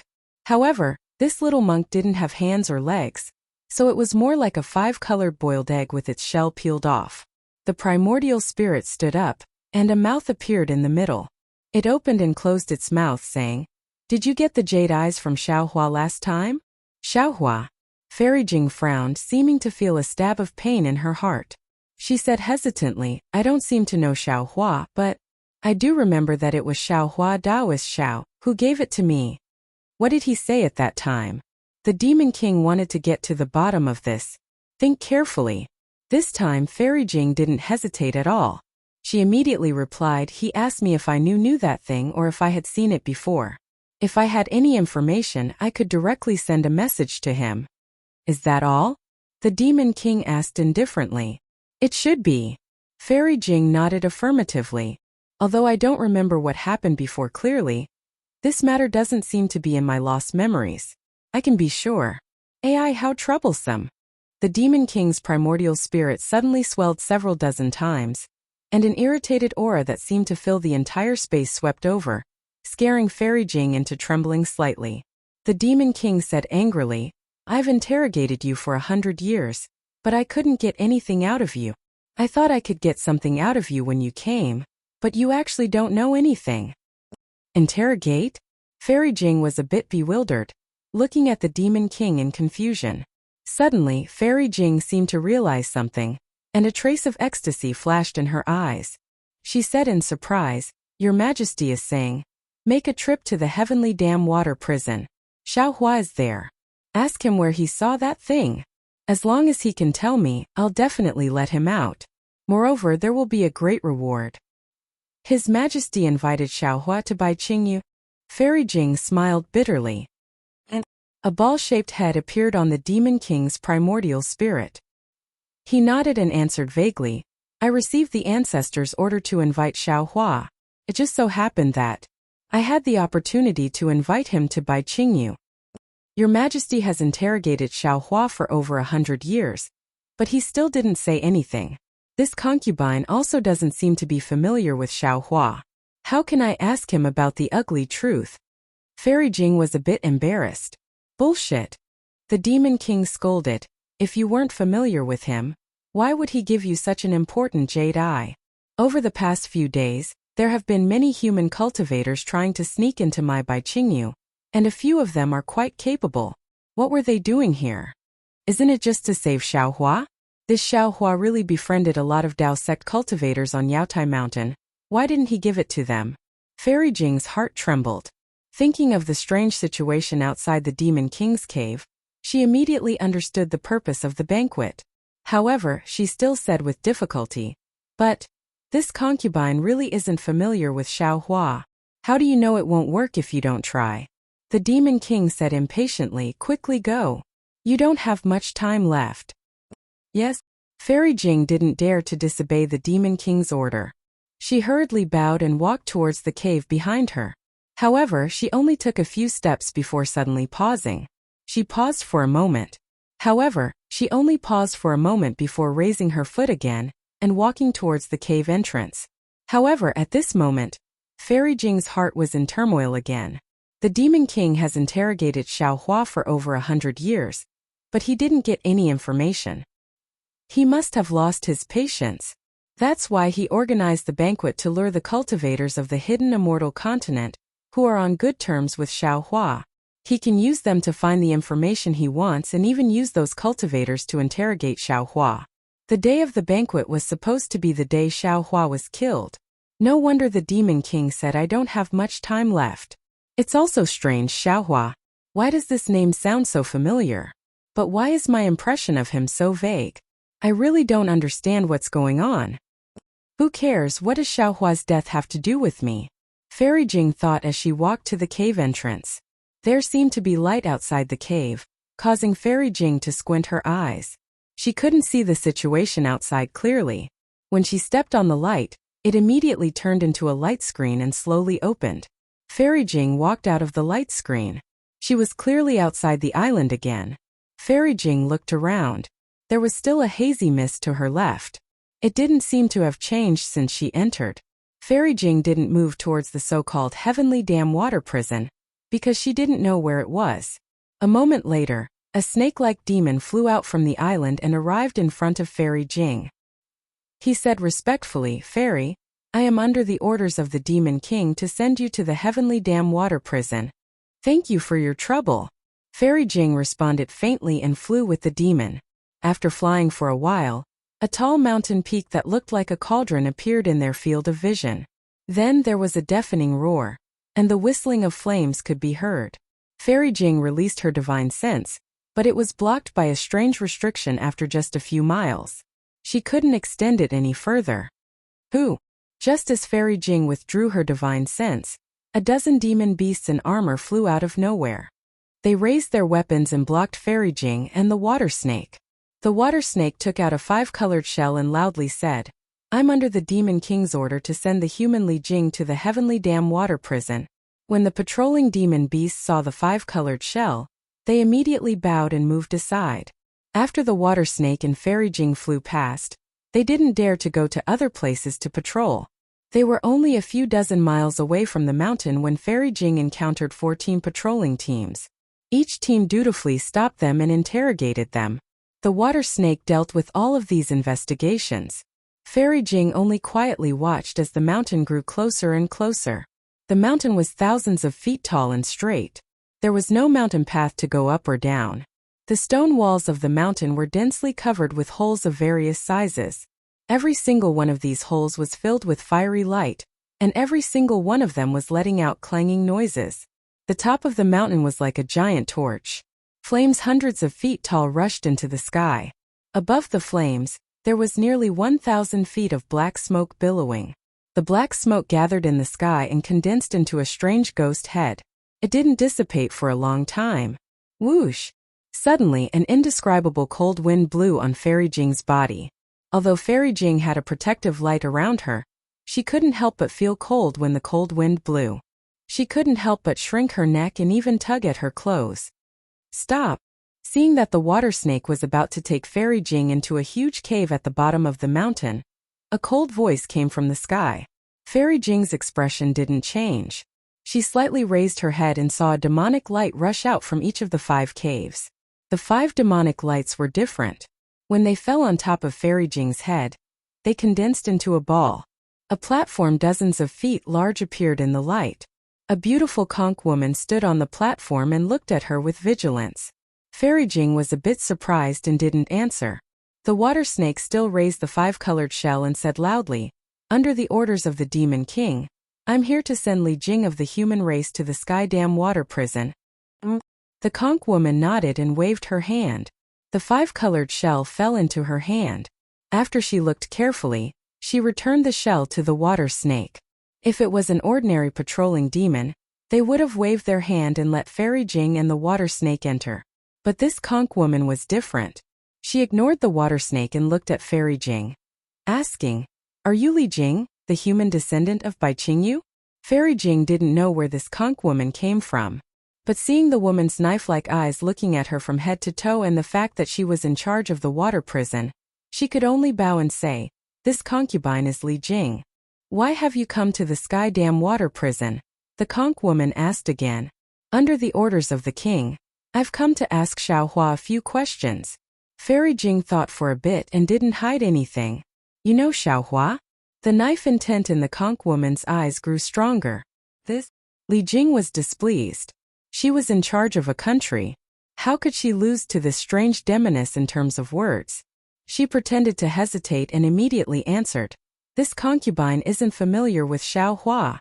But since I've received orders from the king, I can only come and take a look." "Oh, so you're not familiar with Xiaohua." Hearing this, the conch woman unconsciously let out a sigh of relief. Then her face actually changed into a smile, saying, "Elder sister, please don't blame me. Xiaohua is the key to the Sky Dam water prison. This is my duty, so I can't not ask a few more questions." "It's fine." Fairy Jing nodded with a smile, but she didn't feel that this conch woman was speaking from the bottom of her heart. "Elder sister, please." The conch woman smiled again and waved her transparent little hand. The 5-colored platform below her soared into the sky and disappeared into the peak of the mountain. "Fairy, please come with me." The water snake saw this and urged the demon cloud to rush into the cave. Fairy Jing wanted to ask who this conch woman was, but thinking about this so-called Sky Dam water prison, she probably only came here once in her life. She didn't care who this conch woman was. Flying into the mountain and seeing everything before her, Fairy Jing couldn't help but suck in a breath of cold air. The situation inside the mountain was far beyond her imagination. She saw a pillar of fire that directly penetrated the mountain in front of her.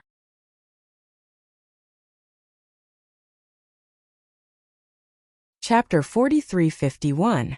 The magma and flames inside the pillar of fire roared like crazy, and a series of muffled thunderclaps came from the pillar of fire. The surface of the fire pillar was covered with a thin layer of 5-colored halo. Between the 5 colors of the halo, there were many demonic characters. These demonic characters were like clever tadpoles that swam in the halo. Every time the demonic characters swam, there would be a kind of obscure fluctuation. As the fluctuation fell into the void, countless light pillars of stars and moons would rush out from the void. The light pillars of stars and moons did not directly enter the surface of the fire pillar. They only landed a few feet away from the surface of the fire pillar. With a roar, the light pillars transformed into talismans that were similar to demonic characters.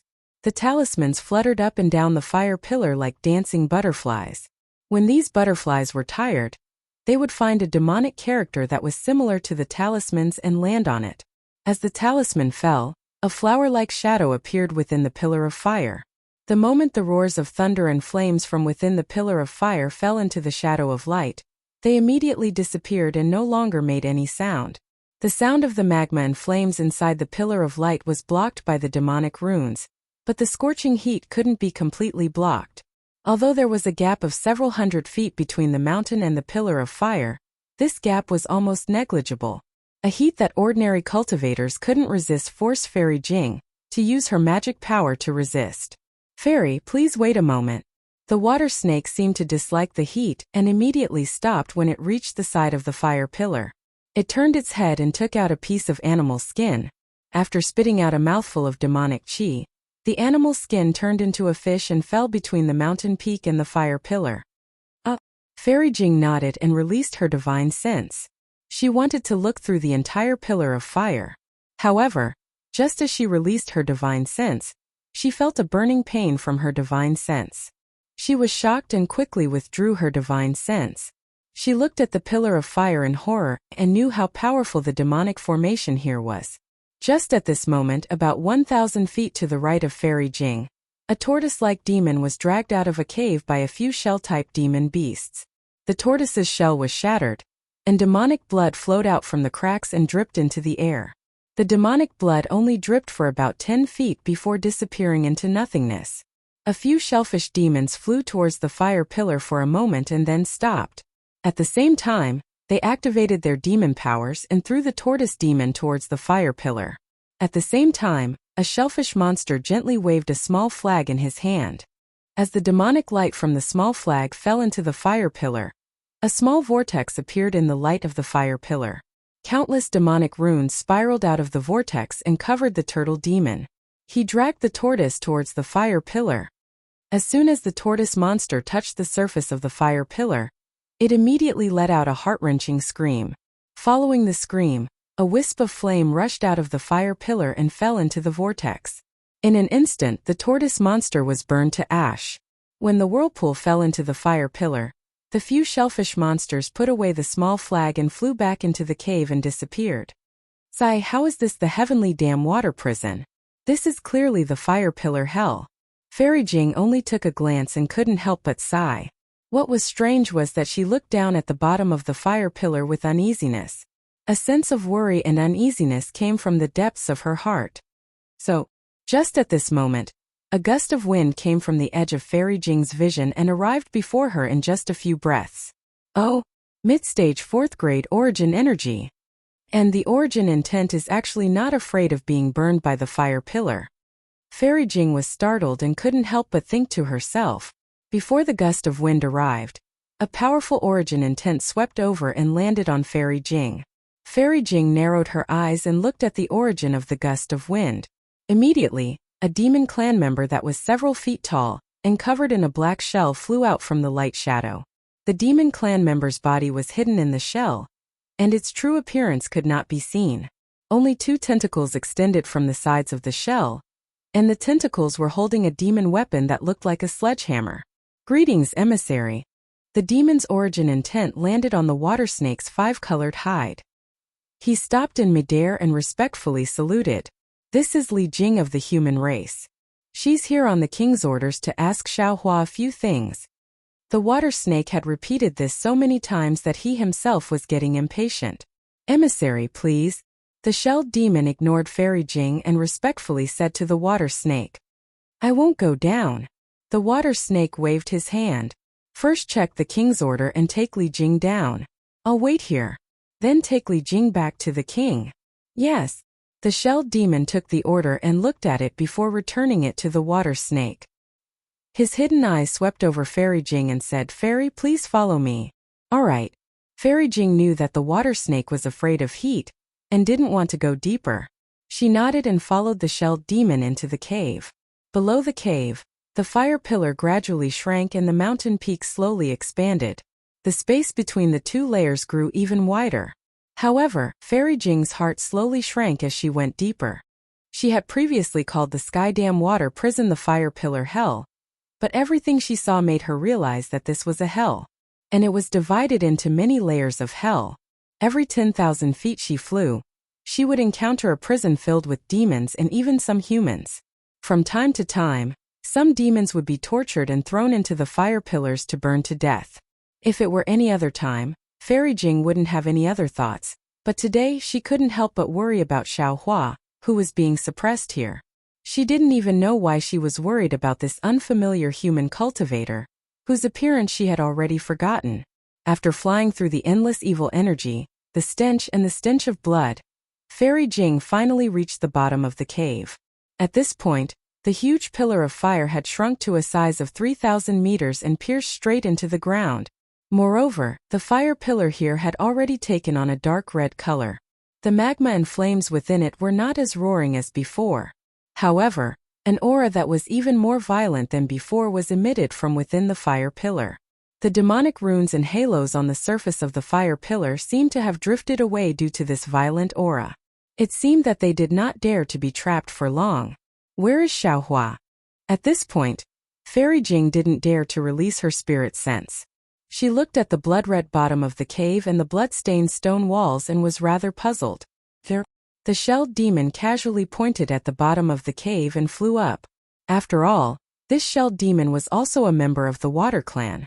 Although he had a heat-resistant shell, he still didn't dare to stay here for long. Where? Fairy Jing looked at the bottom of the cave.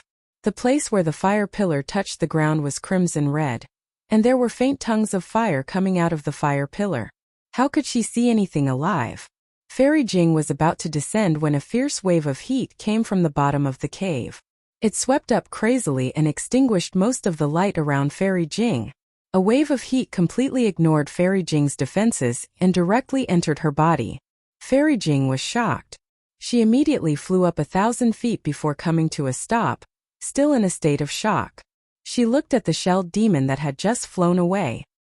He only flew 100 feet and stopped not far away. She didn't know if he was watching the show or worried for Fairy Jing. Damn it! Fairy Jing looked at the shelled demon and cursed in her heart. She knew that this shelled demon must have done it on purpose. Otherwise, he would have warned her long ago. Unfortunately, the shelled demon's face was hidden in the shell, so Fairy Jing couldn't see his expression. Moreover, this demon only stayed for a few moments before flying back into the cave and disappearing. Fairy Jing coldly snorted and opened her mouth. Hum!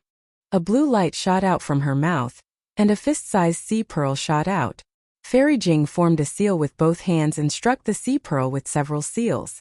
The Sea Clan member landed on top of Fairy Jing's head, and a cluster of water light shot out from the sea pearl. With a series of sounds, the water light collided with the surrounding blood-red heat waves. In a few breaths, the water light protected Fairy Jing in a cool and refreshing environment. Fairy Jing looked at the watery light that seemed to be breathing in the heat wave. She then urged her magic power and flew down the fire pillar. However, as Fairy Jing went deeper, the sizzling sounds from the water became more and more intense. Fairy Jing's heart began to feel uneasy again. Although she didn't remember Xiaohua's situation, she knew very well that the human cultivators she knew, how strong could they be? She couldn't hold on even with her magic treasure. That human cultivator was suppressed here by the Demon King for more than 100 years. What kind of torture did he suffer? How did he survive 100 years of torment? However, even at this moment Fairy Jing still didn't understand why she had no impression of Xiaohua. But why did she miss Xiaohua? She rushed into the flames around the fire pillar and rubbed her hands. Her magic power spread out and a torrent of blue water appeared on the sea pearl and rushed to the bottom of the fire pillar. Shwa! A burst of water mist appeared. When the mist dissipated, there were no flames. Fairy Jing saw a black shadow that was as large as a bull being suppressed by the fire pillar. Fairy Jing was shocked again. She seemed to understand that the pillar of fire didn't pierce into the ground like she had seen with the naked eye. Instead, it was standing inside the mountain. The bottom of the cave was the end of the pillar of fire, and Xiaohua was pressed to the ground by the pillar of fire. When Fairy Jing flew down several dozen feet and saw the black shadow, her heart ached. That black shadow was a human head. At this moment, it was lying on the ground with only the back of its head pointing to the sky. Compared to the thousands of feet tall pillar of fire, this head was truly tiny and pitiful. You're tuning in to the Li Mei Sword of Destiny YouTube channel. We're so grateful for your support, and don't forget to subscribe to join us on this incredible journey through captivating stories. Your generosity through donations truly makes a world of difference, as it's the primary source of revenue that allows me to expand and enhance this channel for you. Thank you from the bottom of my heart for being a part of this adventure.